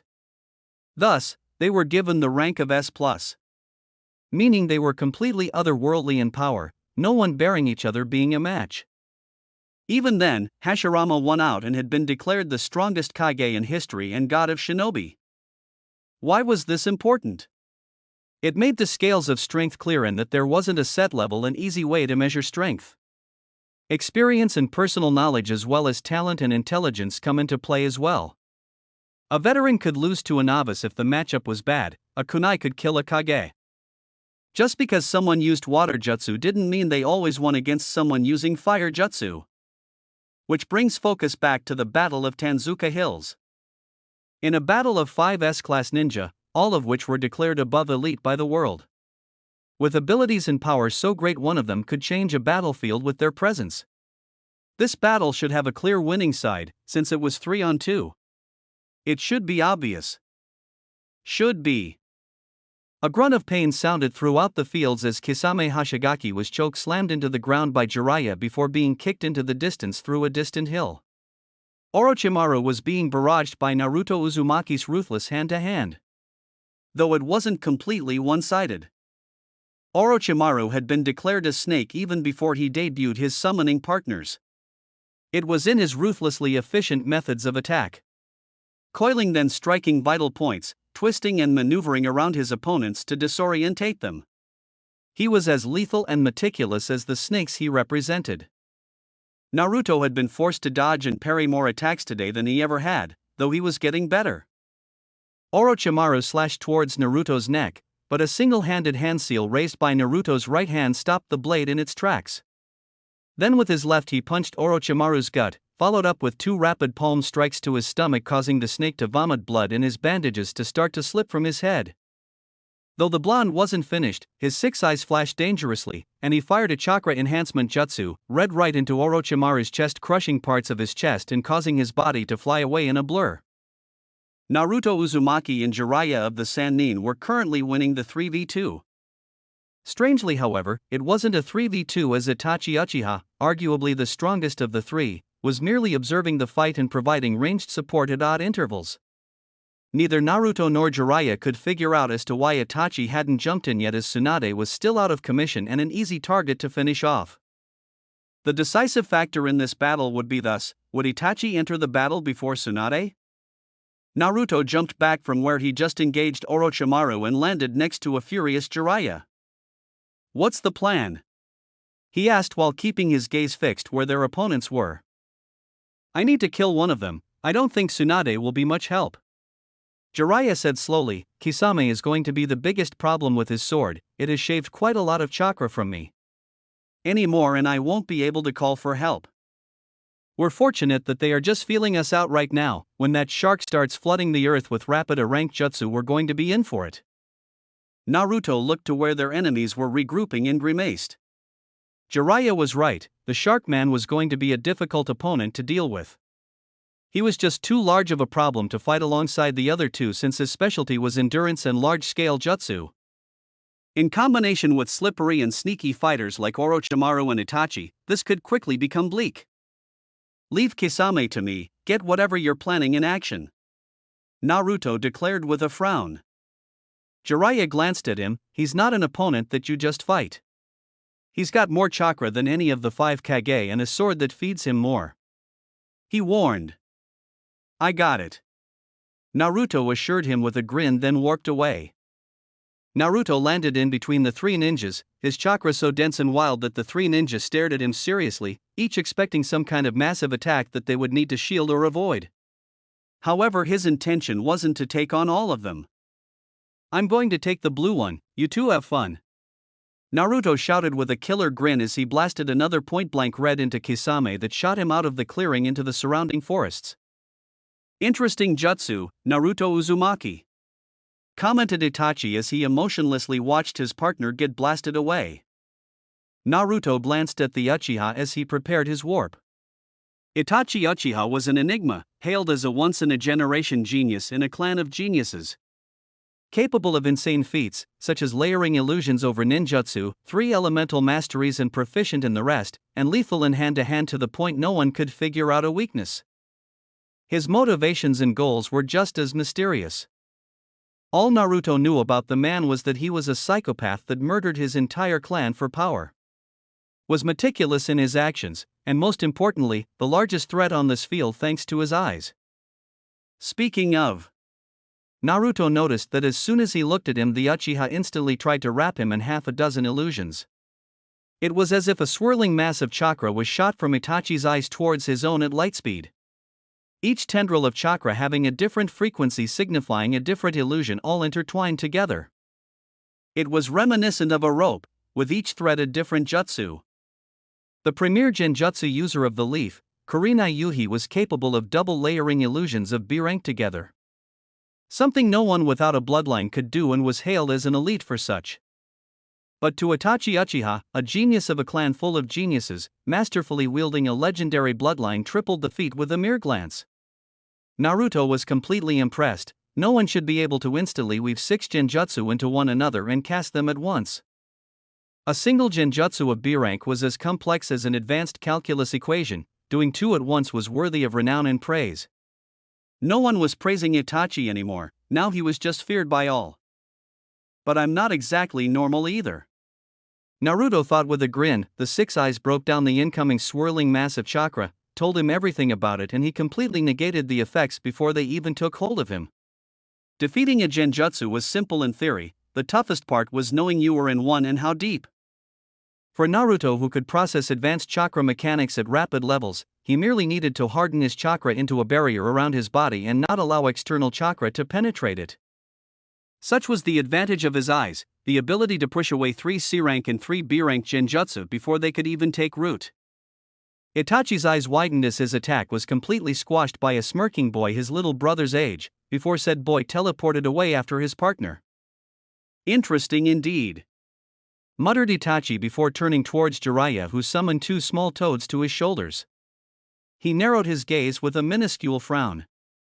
Orochimaru walked up with a glare, after having just vomited himself up 2 times over to heal the damage from Naruto's attacks. "That boy." He then noticed Jiraiya in the distance with a grimace. "That's a problem, Itachi." We need to coordinate to take on a sage of his caliber. Indeed. Naruto's mind was in a whirlwind as he warped into the clearing. He sent Kisame to. Instead of a groaning and smoldering Sharkman, he was met with a grinning Kisame-san's cloak sitting on a fallen tree with his massive, now unbandaged, sword Samahata next to him. When Orochimaru came to us after his laughable invasion, we doubted his words about you. Kisame said as he stood and cracked his neck. He said that you could give anyone a run for their money and would only become more of a problem thanks to those strange eyes you've awakened. Naruto listened to his words and noticed that Yin chakra was being channeled throughout Kisame's body to heal his internal injuries and reduce his fatigue.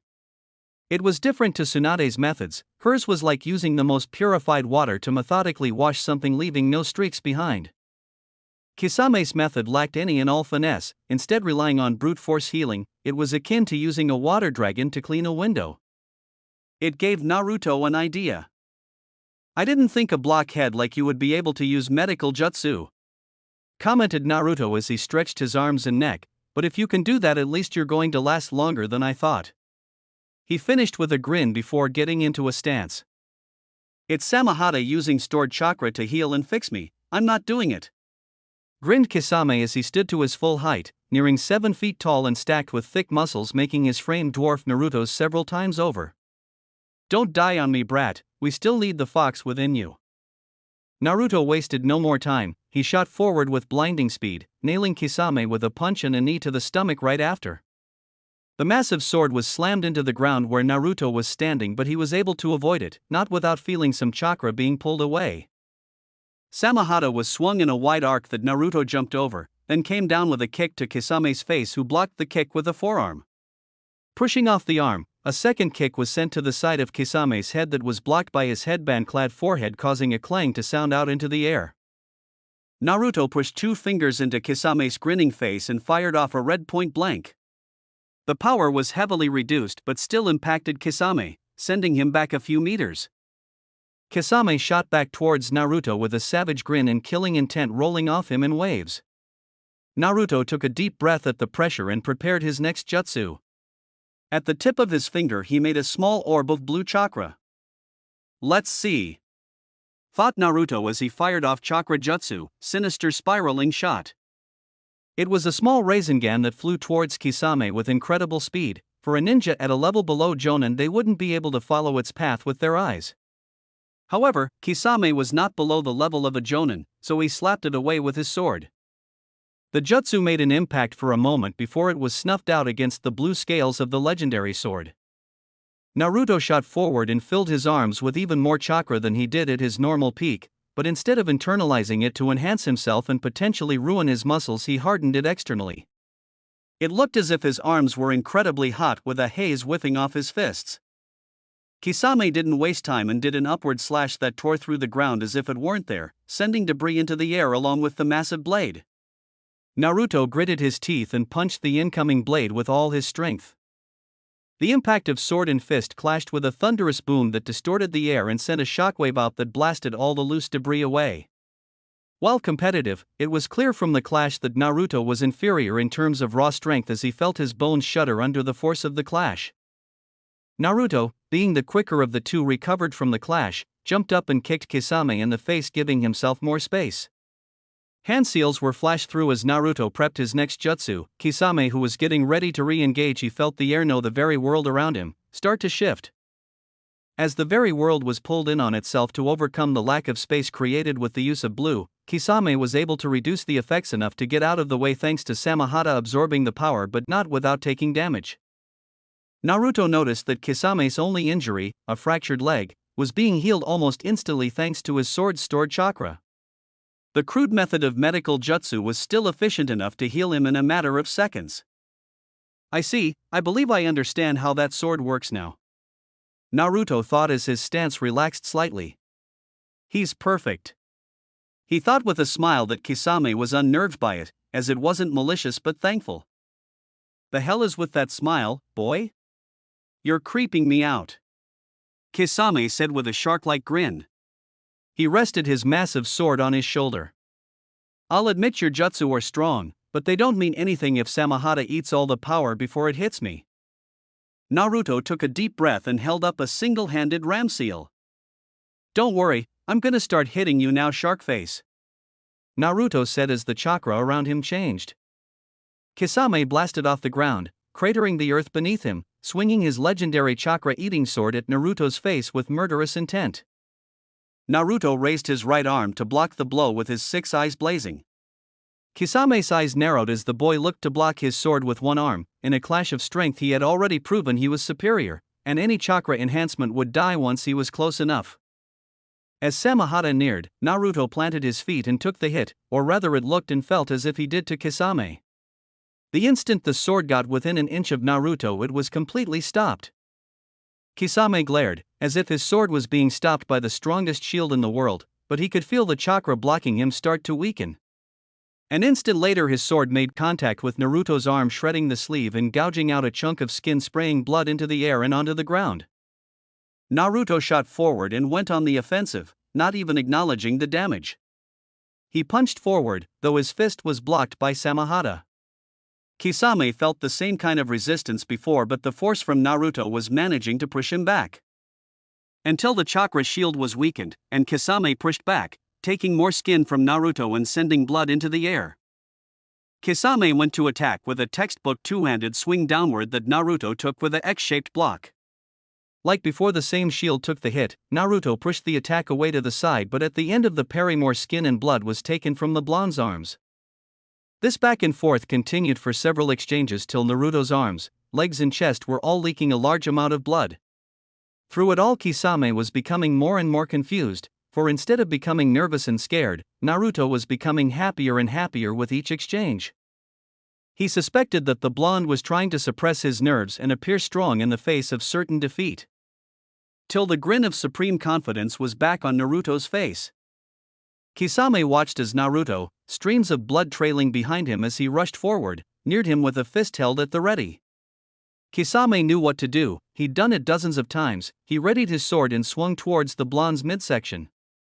Just like the other exchanges, the sword was stopped by the same invisible shield. However, unlike last time, there wasn't that split moment of the chakra being drained, allowing Kisame to damage the blonde. This time Naruto pushed forward, not even acknowledging the sword, and slammed a punch to Kisame's chest. Unlike previous punches from Naruto, whose power was based purely on physical enhancement from chakra enhancement, body. This time he had all of that force, behind the invincible Jutsu Infinity. Kisame's entire chest was cracked and broken from the hit, and he was blasted out of the small blood-soaked clearing into and through several trees. Kisame Samahata absorbs chakra, but there is a limit on speed. I tested it with all my techniques, all of which have different areas of effect, speed, power and chakra types. Thanks to my eyes, I was able to figure out that he was the perfect training dummy for Infinity. Speed is irrelevant for my jutsu if it's done right, after all it's literally time chakra. Clashing with Kisame gave me the perfect training to perfect my use of time chakra and control of Infinity. Naruto thought with a grin as he wiped some blood from his face. He then moved to address his wounds.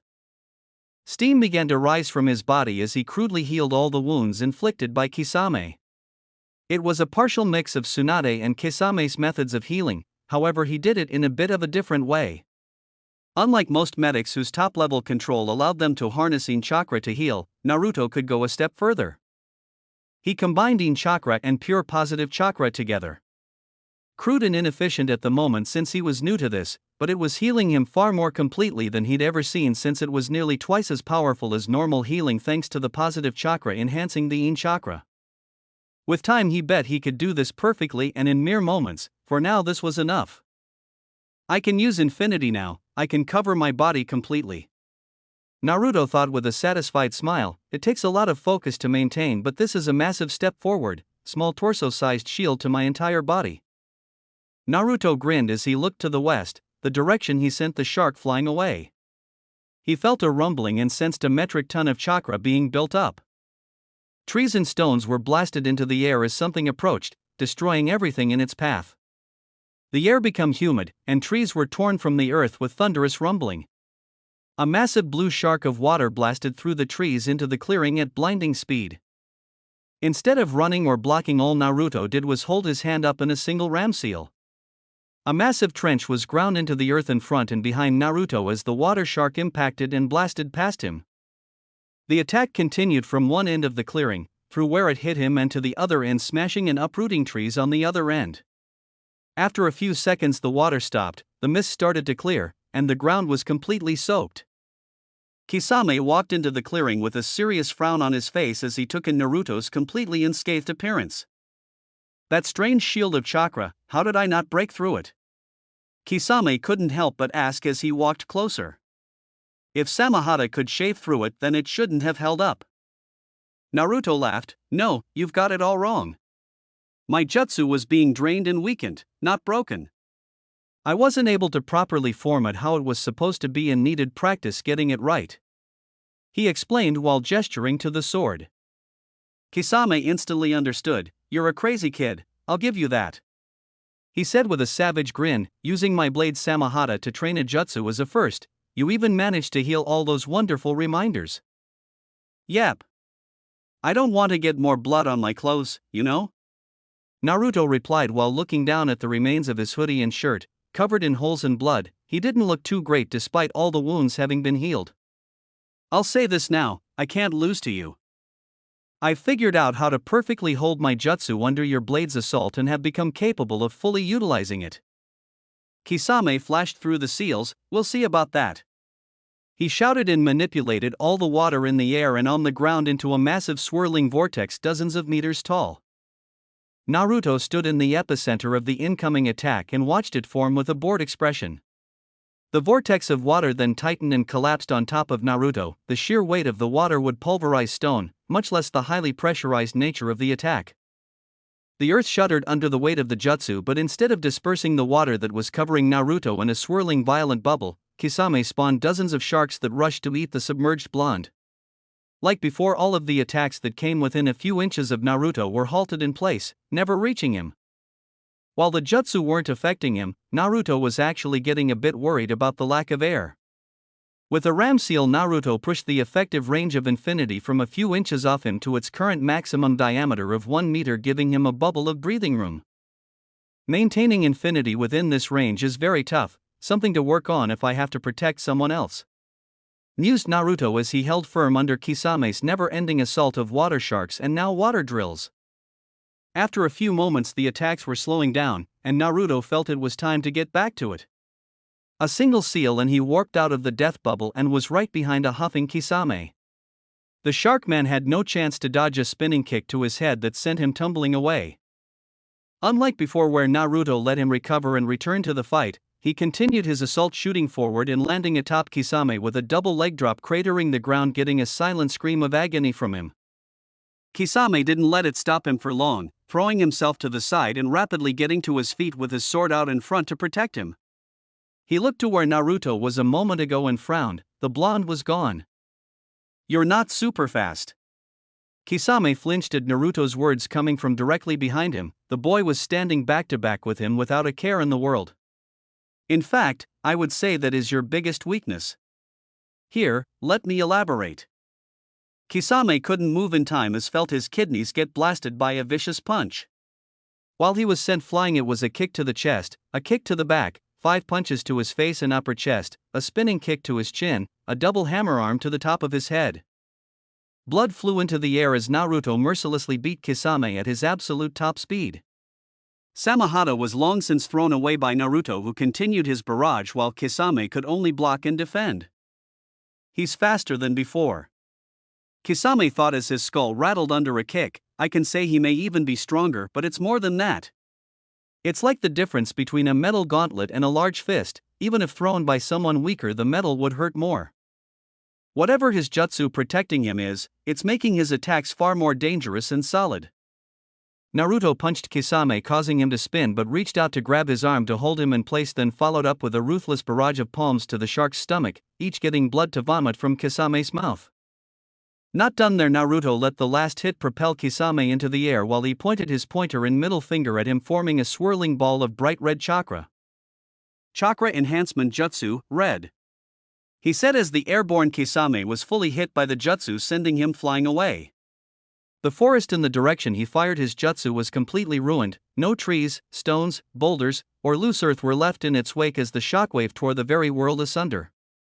Naruto watched the outcome of his attack with a smile before blinking. Wait, did I send him back to the field with Jiraiya and the others? He said to himself with a blink. Oh, he said before warping in that direction. Naruto arrived back in the clearing to see Jiraiya and two shoulder riding toads deadlocked against Orochimaru and Itachi. Orochimaru was blocking ranged water jutsu from the toads while Itachi was defending and attacking Jiraiya with a massive chakra avatar surrounding him. Naruto's eyes told him it was some innate jutsu related to the Sharingan that he wouldn't be able to mimic. A rumble was heard, getting the attention of the others as Kisame was blasted into the clearing through the trees, landing in a heap at the edge. Ha! I beat him here, that's hilarious, thought Naruto with a snicker. It was then that everyone noticed his return as well. Hey! Naruto greeted me with a smile. Boy!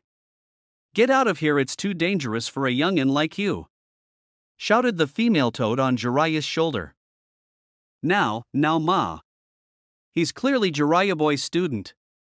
He must know what's going on, the male toad responded. Right, Jiraiya boy? Naruto jumped in. Yeah, I'm fine, these weaklings aren't a problem for me. Jiraiya sighed and jumped closer to the blonde. As he landed, his enhanced sensory abilities from his sage jutsu allowed him to feel the chakra around Naruto at a heightened level. You've mastered it, Jiraiya muttered in awe. Naruto waved him off. I wouldn't say that, but I'm loads better than I was before. Kisame was actually perfect for training. Only you, Jiraiya said with a shake of his head. Well, in that case, let's finish up here, he declared with a grin that was mirrored on Naruto's face. Gladly. Chapter end. Chapter 5.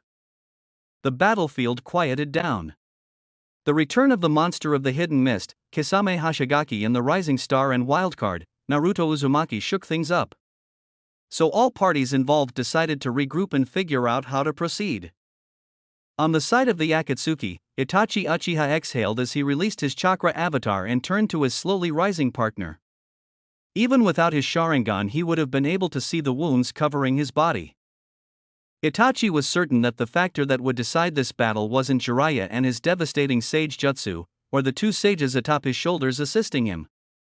No, it would in fact lay with Naruto's capabilities and whatever happened between himself and Kisame.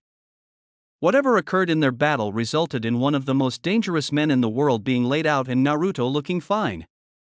It would take a couple of minutes for Kisame's sword to get him back to his feet. Orochimaru wasn't in top shape. The injuries from his battle with the third Hokage had strained his coils to the point that most of his jutsu arsenal was out of reach. He would remain a chaotic factor for the Leaf Ninja, sliding in and out with devastating poisons in his blade, but he wasn't going to be a large factor in the head-to-head fighting. As of now, his own chakra reserves were holding up. He would need to be careful on how much he used the Manjikyu Sharingan. He didn't need to go blind too early, lest long-laid plans go up in flames. Orochimaru. Itachi turned to his consternation comrade who was glaring at the young blonde. Listen closely. Across the battlefield, Naruto and Jiraiya were catching their breath. Naruto spoke slowly. Right now I have it, but it takes enough focus that I need to constantly maintain it. Which means? Jiraiya nodded. You can't use other jutsu, he said with a hum. Still, they shouldn't have a way to get through it, so I'll support you as you blitz them. Have what down? Asked the male toad calmly. The female was more irate. Why is a youngin in a battle like this, Jiraiya? These are the boogeymen of the ninja world. Not something a child should be involved in. Naruto would be offended if he couldn't tell that much of her anger was based on worry. Jiraiya groaned. I don't have time to explain, ma, but Naruto is more than capable of holding his own. He fought Kisame himself earlier, he explained, trying to placate her.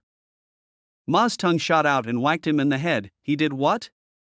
She shouted. Now, ma, no need to be angry at Jiraiya boy. We should trust his judgment. Thanks, pa, Jiraiya said with a smile. Naruto turned to them. Done? He asked with a raised eyebrow. Because I don't think they plan on letting you three work this out, he said while gesturing to a now refreshed Kisame with Samahata attached to his back and a furious expression on his face as he built up a truly titanic amount of chakra. "We can't let him go unchecked," shouted Naruto as he blasted forward, Jiraiya moving to follow. "Where is the old lady?" he asked, suddenly realizing that she wasn't even in the clearing. "Shizen got her away, she has 2 toads guarding her if there are any more sound ninja in the area," answered Jiraiya while looking towards the direction where Shizen went. "Got it." Orochimaru's sword extended right in front of Naruto, moving to stab him right through the chest. Naruto let it hit infinity and pushed past it without skipping a beat. As he neared the snake, whose sword was already back to normal, he was accosted by both Itachi and Kisame on either side. Samahata was trying its darndest to see through infinity while Itachi was stabbing it with a kunai while his piercing Sharingan took in everything about his jutsu it was able to see. Naruto ignored Kisame, who was then slammed into by Jiraiya and went to punch Itachi. He was vaguely aware of Orochimaru moving to assist Kisame. As Naruto's fist moved towards Itachi, he took in the opponent he felt was the deadliest on the enemy side. The genius of the Uchiha clan's taijutsu was once described to be as majestic as a river. His movements so fluid and perfect that he was untouchable by any that weren't the very best of jonin. Naruto's fist was parried at the wrist and redirected to the side, his other hand was back-fisted towards Naruto's jaw the instant his attack was mitigated. However, as the attack was about to connect it was stopped in place. "Odd," thought Naruto with a grimace. Not even stopping to acknowledge it, Itachi pulled back, made a single hand sign, then went to attack again, his fist covered in swirling chakra. Naruto's eyes noticed that the chakra swirling over his fist was fire in nature. Like before, Itachi's attack was halted by infinity while Naruto moved to attack. Itachi weaved around Naruto's punch and the follow-up kick, eyes glowing an eerie red. His arms blurred and from them a dozen shuriken flew through the air towards Naruto, whose side and let the shuriken impact his barrier. The instant the shuriken touched his infinity, he was blasted in the back by a double drop kick from Itachi, the force of it not getting through infinity, but Naruto's eyes widened at losing sight of Itachi and feeling the hit through his barrier.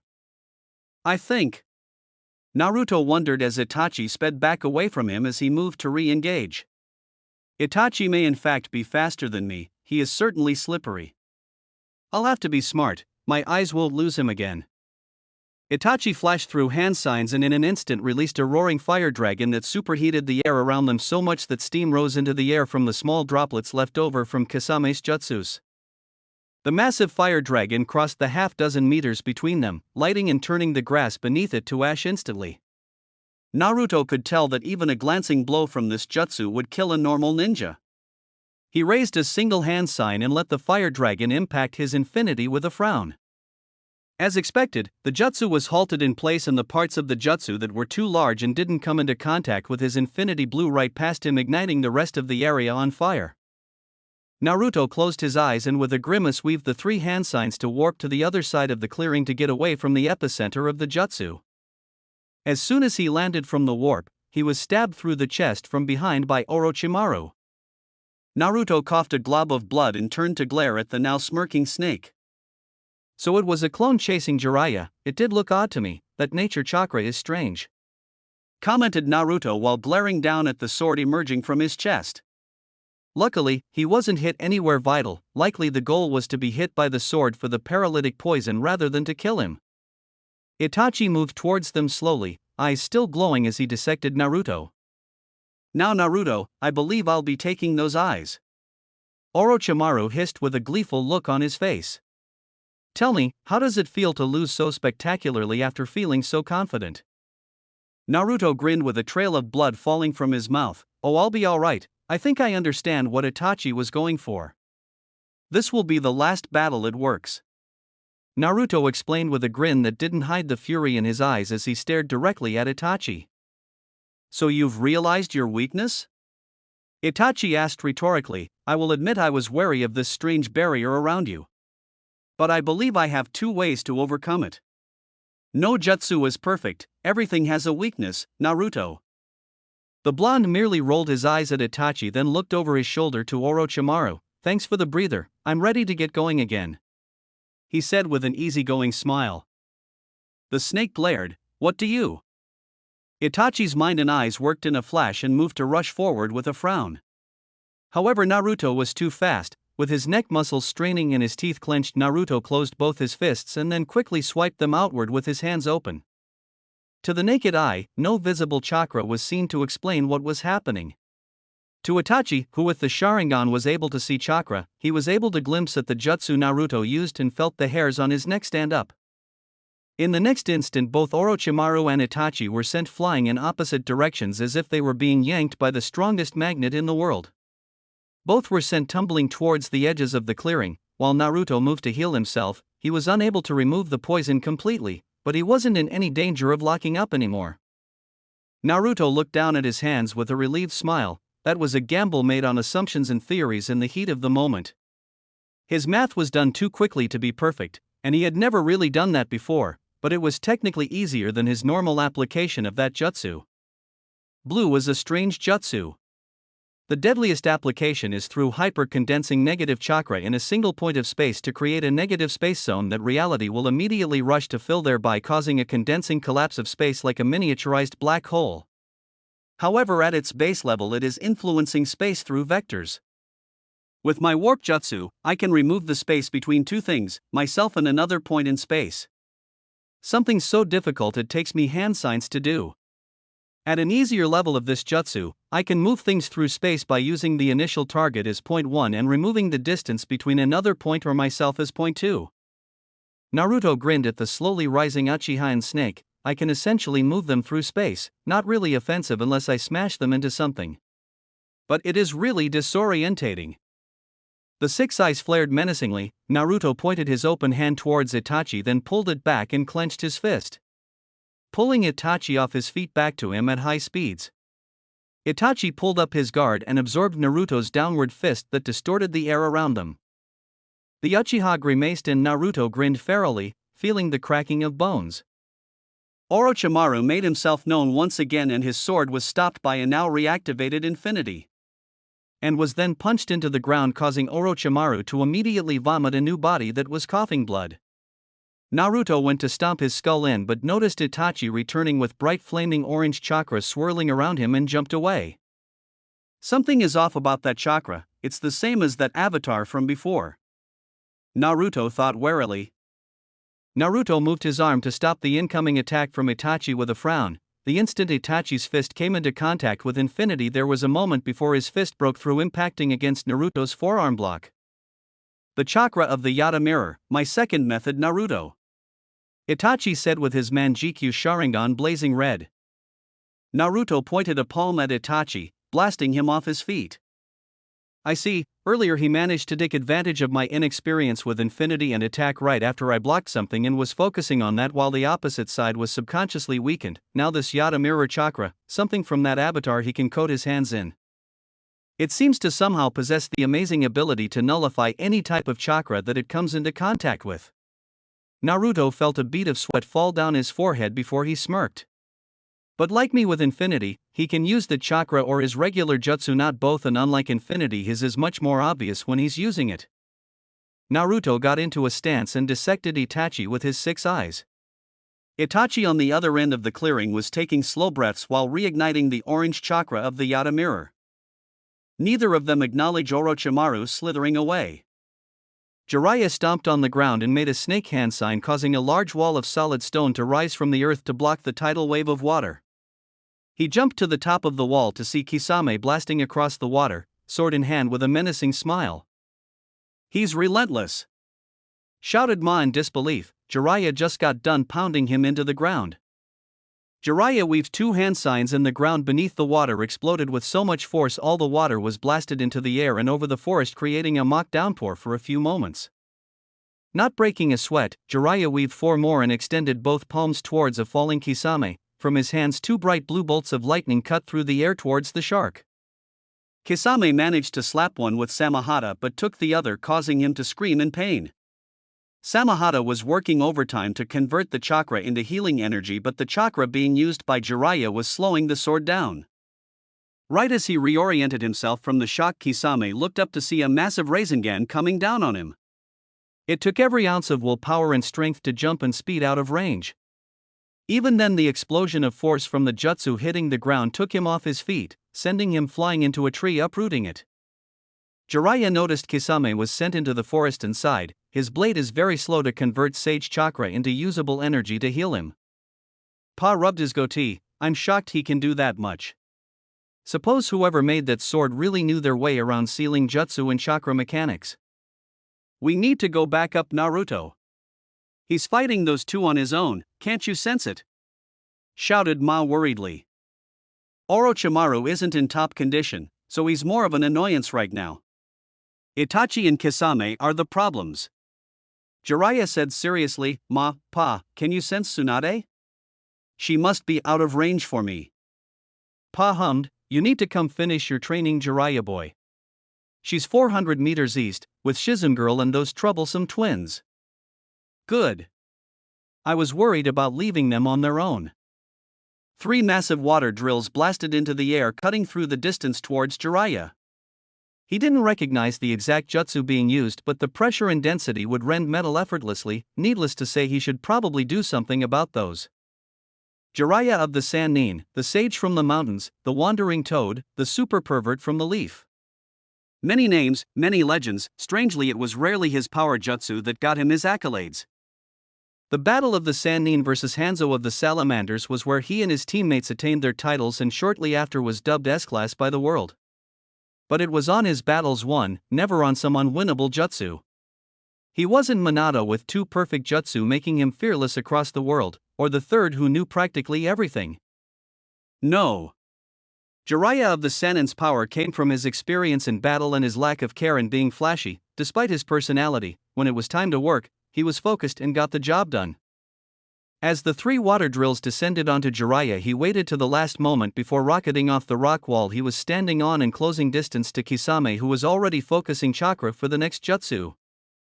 The 2 toads shot bullets of water and wind at the drills to dissipate them while Jiraiya focused on the shark. Kisame slapped the water he and Jiraiya were standing on, and hundreds of sharks were created from the depths and rushed to shred the 3 toad sages. 3 hand signs, a flare of chakra. Kisame noticed it was the strange thick chakra that Samahata was having trouble filtering beneath nearly 10 meters of dense water. The earth erupted in a massive explosion. Sage art, land devastation, thought Jiraiya. Not a jutsu he typically used, but Kisame wasn't an opponent that was going to be taken down subtly. The water was blasted into east and west, creating a thick mist in the air in the entire clearing. The earth-rattling explosion was muted beneath the large pool of water, but everyone in attendance felt their bones shake from the force. The ground beneath them was a massive, jagged crater that looked as if 100 paper bombs detonated at once. Both Kisame and Jiraiya found themselves falling nearly 20 meters, however only one of them was caught unawares. Jiraiya held a single tiger hand sign and blasted a large flame bullet at Kisame, who screamed in pain until he crashed onto the ground. Samahata, a few feet away, was wiggling to reconnect to its master to begin healing him. Another 4 hand signs and a ring of light shone from the ground around Kisame before exploding in a small bubble of fire. He won't be out of that, but he won't get up too soon. The aftereffects of the earth and water will hit Naruto's battlefield for sure. Hopefully Shizune and Tsunade were far away enough. Right as Jiraiya was about to move to finish off Kisame, he felt at the very edge of his sage senses a malevolent presence rapidly approaching Tsunade and Shizune. It only took him a moment to deduce that it was Orochimaru. His chakra was twisted and warped, but he could still recognize him. "We have to go," muttered Jiraiya, getting strange looks from the toads before they stretched their senses and nodded. Before rushing away, Jiraiya slapped the ground during the ruined earth into a hyper-dense bog that was slowly working to swallow Kisame. If anything, it would slow him down even more. Jiraiya sped through the forests, each step destroying the branches beneath his feet as he moved to gain more and more speed. "Hurry, Jiraiya boy, he's been on them for over 2 minutes," shouted Pa with a worried expression. Jiraiya's face soured and he felt he was about to be on them as he smashed through a tree with a powerful punch and landed upon the 3 ninjas, his eyes widening in horror. Orochimaru was standing over a grimacing Tsunade who had his blade through her gut. Shizune, clearly in distress, was working to heal Orochimaru with the weasel Kabuto assisting with his smug grin. He felt a twisted satisfaction at seeing the dried blood on Kabuto's face and shirt from where Naruto smashed him. Jiraiya right on time. Orochimaru said with his nasty smirk. Young Shizune has learned so very much from Tsunade. I was under the impression only Tsunade would be able to heal me, but alas, the student was enough. Marvelous, isn't it? He wiggled his sword, getting a groan from Tsunade. Don't get too close, they're doing a delicate procedure and I wouldn't want to hurt our dear teammate anymore. Jiraiya glared. Let me guess, this was the plan from the start? Kisame and Itachi to stretch Naruto, and I think, you're lucky and his soldiers spread us out? All to get to Tsunade when we were busy with the other two. So there is a brain in there, very good. Orochimaru said with a chuckle, yes, that was my plan. Itachi and Kisame are here to confirm my intel on Naruto. My colleagues are going to need a lot of intel to retrieve the 9 tails from him after all. You really went crawling back to the Akatsuki? Jiraiya asked with no small amount of surprise. Orochimaru nodded, indeed. I am unfortunately not enough to deal with all my enemies on my own. Something I learned in my invasion. I was set to deal with Sensei, as strong as he turned out to be, till Naruto decided to ruin things. Not to mention the goals of the Akatsuki and their leader are truly fascinating. Any chance you'd tell your former teammate what those are? Jiraiya asked with a flat expression. Orochimaru chuckled, why would I do that? Jiraiya shrugged with a smile, worth a shot. Right as he said that, a spear of earth shot from the ground, separating Orochimaru from Tsunade and Shizune, and blitzed to cross the distance and stand between them. Kabuto stood at the side of Orochimaru and scanned his body. While not a full recovery, you are far better off. We can certainly treat you from here without them. Good, then let us deal with Jiraiya. Orochimaru said with killing intent rolling off him. Jiraiya took a deep breath. I'm going to need you here, Tsunade. You're more than capable of healing from that wound and helping me out here. It won't be long before Kisame joins us, and I can't deal with both of them and protect you. He said slowly. Right on cue, Kisame blasts into the clearing, shredding through a tree with Samahata. You're going to die, you old wart. He shouted. His chakra was visible as it covered his body in a blue aura and weighed down on everyone in the clearing with its sheer size. Jiraiya was able to finally confirm that Kisame truly was a tailed beast. Jiraiya boy, we should retreat if Tsunade girl can't fight, said Paz seriously. Right as things were going to get bad for Jiraiya, a massive orange chakra avatar was blasted through the tree line, shaking the earth under the force and weight. Itachi in the center of the avatar coughed roughly as he stood to his feet. A blood-soaked Naruto stood atop a tree, breathing heavily as he stared down at Itachi and took in the scene around him. Naruto sped over to Jiraiya. Itachi is a handful, he's got ways around infinity. As he spoke, Naruto began to slowly heal himself. Itachi was receiving aid from Kabuto on the other side as well. What? Jiraiya asked incredulously. He has a jutsu unique to his Manjikyu Sharingan that seals the chakra of infinity to let him hit me, Naruto said with a petulant frown. Jiraiya shook his head. Well, no jutsu is perfect dash. I'm aware, shouted Naruto. The steam from his injuries tapered off as he finished healing. Jiraiya eyeballed the now closed wounds with a critical eye. Are you healing yourself? Shizune gaped at Naruto, having been silently gathering herself after Orochimaru's sudden appearance, then Jiraiya, then the rest of them. Naruto showing up covered in wounds then healing himself somehow wasn't that surprising anymore. Unseen was the twitch of Tsunade's fingers. Naruto nodded, yeah. See, I was watching Tsunade heal herself that night, then Kisame and Samahata's healing method. I decided to copy them and add my own flair. Tsunade's twitch became stronger. I heal with Yin chakra, which has been enhanced by positive natured chakra. It's like super healing, Naruto shouted with a massive grin on his face. Idiot, a small voice muttered, getting the three ninjas' attention. Naruto turned to a now awake and deadpan Tsunade, who was looking at him like he was an enormous moron. His face turned comically disgusted. Ha! I can't hear you down there? Naruto shouted. Tsunade's eyebrow twitched as she sat upright to glare at Naruto's face.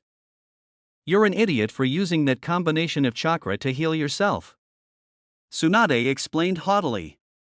If you think you're the only one to look into positive-natured chakra, you're a fool. If you keep doing it, then you're going to fry your chakra coils and possibly your brain. Why should I trust the word of a weak, defenseless old woman that needs us to protect her? Naruto asked with a laugh as he smirked down at her. Jiraiya next to them was watching with a hopeful and amused expression while both Toads and Shizun gaped at the exchange. Tsunade's temper, something that in her 50s she usually had a good lid on, except it would seem when concerning Naruto. In her anger at the young blonde's lack of respect, she shot to her feet and headbutted him, causing him to sway back. So shocked at what happened he didn't even raise infinity. Naruto blinked a few times as Tsunade glared down at him. I know more about healing in the human body than anyone alive, especially not some up-jump twerp who won the genetic lottery. Laughing to himself, he got to his feet and smiled at her. I like the energy, but let's focus on them, huh? Naruto said as he pointed to the 3 Akatsuki members that were moving to attack.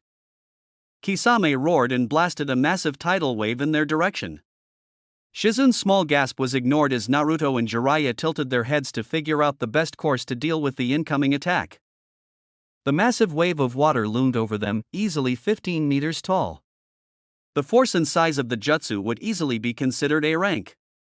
Naruto smiled in amusement. It would seem that while being fellow 7 ninja swordsman of the mist, Kisame was leagues beyond Zabuza. Oh, give me a break! Shouted Tsunade as she shot forward. Her arms were glowing with flaming green chakra. As the massive tidal wave started to crest over them, casting an ominous shadow over the ground of Leaf Ninja, Tsunade arrived at the base of the tidal wave, reared back and sent forth a devastating punch. Naruto's 6 eyes glowed as his face split into a massive grin before laughing wildly. Jiraiya rubbed his head with a chuckle. Shizun's eyes were awed by the display of her master. The 2 Toad sages gaped at her monstrous strength. The massive tidal wave that would wipe out a village under the force of its size and volume was obliterated by a single punch, first a massive hole through the point of contact, then the shockwave from the punch blasted the rest of the water away. Orochimaru's form emerged from the mist, his sword missing as he weaved through hand signs. From around him a hurricane force-scale windstorm erupted into life, shredding through ground and closing distance in a blink. Naruto snorted at the attack. He quickly grabbed Shizun and Jiraiya and landed next to Tsunade before flexing Infinity Shell into a dome around the 4 of them plus 2 Toads. What in the dash, muttered Shizun as they were completely safe from Orochimaru's jutsu while the entire clearing was torn to shreds. It was barely a blur of motion that the 6 eyes caught of Itachi appearing in front of the barrier of infinity. Right as the orange chakra was to impact his perfect shield, he released the jutsu and met Itachi's attack with a glowing fist of his own. Their mutual impact sent a small shockwave through the immediate area. Jiraiya slapped the ground, causing dozens of stone spikes to rise from the ground, targeting Orochimaru, Itachi, Kisame, and Kabuto. All 4 of them were forced to jump away rapidly to avoid being impaled repeatedly. I'll take Itachi, Naruto said with a smile. Tsunade and Shizun whipped their heads towards him in alarm. Oh, don't give me that, none of you can deal with the genjutsu he can cast. Take care of the old bat and Shizun, Naruto shouted to Jiraiya, getting an uneasy laugh from him as the 2 women glared at him. 3 hand signs and he warped away to where Itachi was recentering himself from the onslaught of earth spears. Itachi lowered himself and reactivated his Manjikyu Sharingan. Naruto smiled and mimicked his stance. 2 ninja hailing from the same village, coming from prestigious great clans, wielding ocular jutsu of immense power, hailed as geniuses with untold potential. Neither, since coming into their own, had truly been pushed. Now a Sharingan and 6 eyes stared at each other for a moment, then both let out a grin. Naruto shot forward and Itachi matched. They met in a flurry of punches and kicks. They had found a rival. Itachi jumped up, a shadow clone emerging from behind him, both weaving hand signs at dizzying speeds.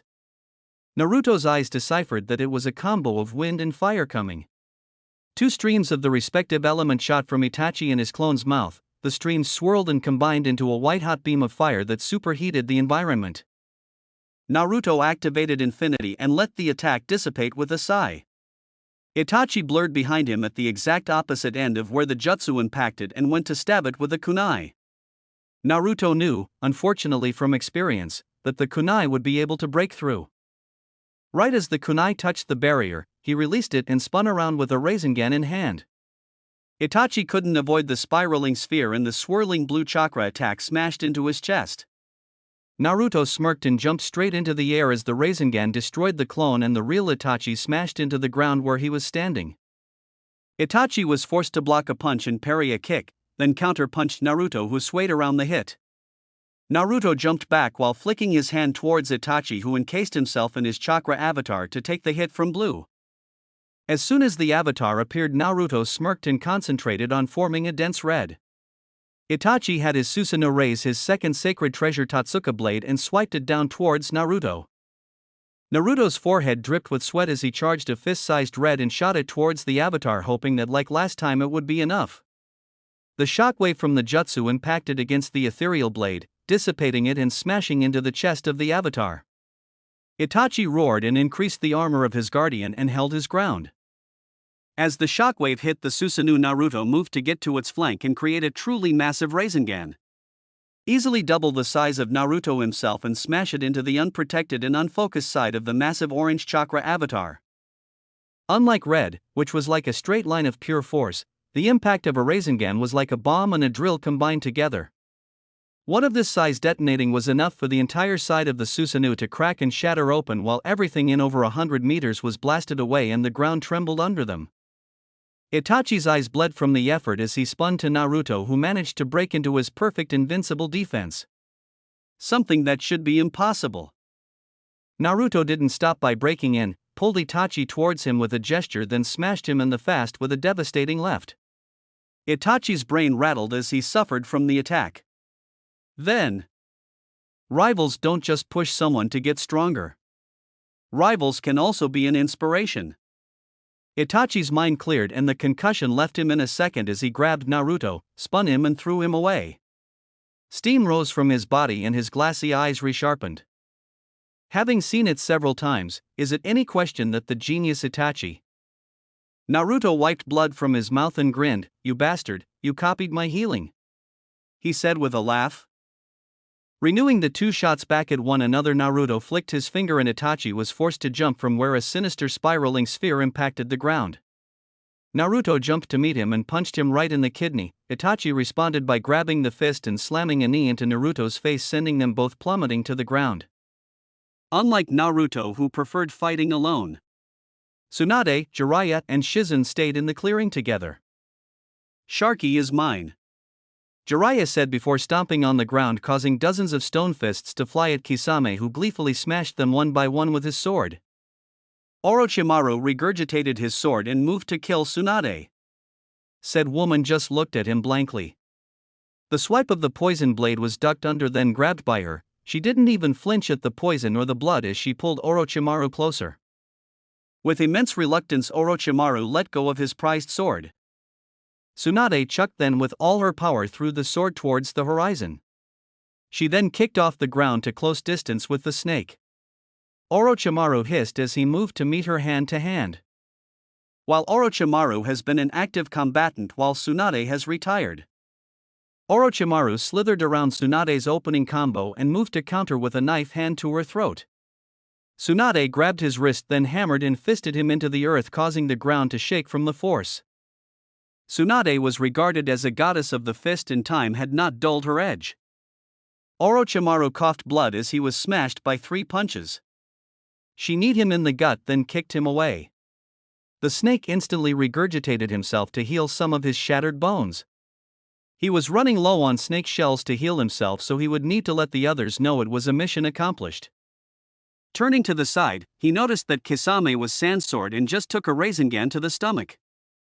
Right as he was about to get moving, Tsunade came falling from the sky with a raised leg for one of her signature attacks. Orochimaru knew what was coming and moved as fast as he possibly could. He shot a snake out that he used like a rope to pull himself out of the way of the epicenter, but he was still sent tumbling away. He didn't give himself a second to recover and shot up to attack his former teammate. For going hand to hand, he shot a dozen snakes towards her. Not even pausing to watch the fallout, he weaved through a half-dozen hand signs and chopped the air in a downward motion. Tsunade just finished killing the last snake when her senses screamed to move, she managed to avoid her head being hit, but a blade of wing shredded through her shoulder, severing her right arm. Without a scream of pain, she held a hand sign and released the seal on her forehead, causing a swirling line of black chakra to cover her forehead and body. She reattached her arm and all her injuries were healed in an instant. "Time for you to die, Orochimaru. We've borne your disgrace long enough," she declared as her body glowed with chakra, and she shot forward to finish the traitorous snake once and for all. As her fist blasted through his chest, his body turned into mud. She looked around the clearing and noticed that Orochimaru was harassing Jiraiya enough that Kisame was able to heal enough to run away. In her expert opinion, Kisame was going to need weeks of rehabilitation even with a skilled medic helping him. Jiraiya groaned as he smashed yet another mud clone, revealing that the real Orochimaru was gone. "How'd they get away?" he asked with a shake of his head. Both the Toad Sages dismissed themselves when the fighting was finished. Tsunade walked up to him with a tired sigh. "Orochimaru has always been a slippery one. I'll be sure to send the Alpha Squad after him when I'm in office." Jiraiya turned to her with a curious expression. "So you're coming back?" he asked as they walked over to where Shizune was taking shelter. "I feel like I have no other choice," she said with a snort. "You're hopeless without me, and the brat is going to kill himself using complex chakra mechanics on his body, on top of being a little disrespectful brat." Jiraiya let out a full belly laugh. "That's Naruto, all right." Tsunade glared at him. "Don't laugh. There's a strong possibility that he causes a war with that attitude. We need to have a firm hand with him," she argued, while Jiraiya raised his arms in surrender. Shizune moved to Tsunade's side with a relieved smile. She looked at the two of them for a moment before frowning. "Where is Naruto?" Naruto's face rippled from the force of Itachi's orange chakra-cladded fist.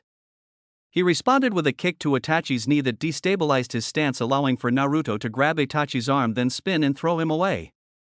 Itachi sent a massive fireball at him without a single hand sign. Naruto pointed a palm at the incoming jutsu, then a spark of blue chakra sparked across his hand. The force of jutsu destroyed the center of the fireball that caused the rest of it to dissipate. He weaved three hand signs in a blink to warp behind Itachi. With a pulling motion, Itachi was yanked off his feet into a kick from Naruto. Itachi coughed from the kick, then threw a handful of shuriken from his sleeve that Naruto was forced to block with infinity. Orange chakra swirling to life, Itachi moved to engage the blonde through infinity. Itachi punched through the chakra shield, smashing into Naruto's solar plexus. Both of them engaged in a flurry of punches and kicks. While Itachi was the far better combatant, Naruto was able to bridge some of the distance between them with applications of blue and Rasengan variations. Itachi sighed before throwing dozens of smoke bombs on the ground. Naruto blinked a few times and rapidly looked around, his six eyes working overtime to decipher what Itachi's next move was.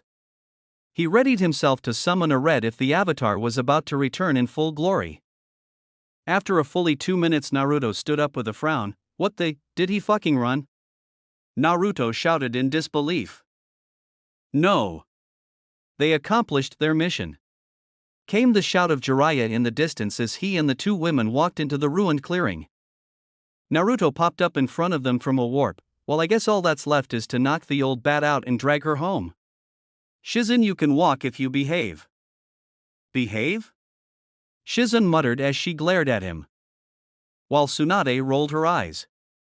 "I'm going home, brat," she said after a deep breath. "It's time I move on, and make sure a fool like you doesn't kill themselves or cause another war." Naruto looked at her with a disgusted expression. "I'm not going to start a war."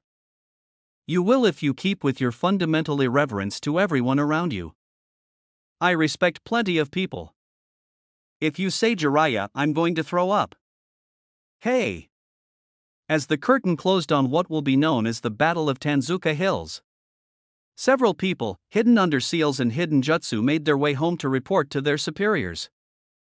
End chapter. That's it, guys, for this reading. I hope you liked it, and I thank you for your continued support. Please like and subscribe for a free ticket to the different worlds of anime fanfiction. I look forward to having you on board again.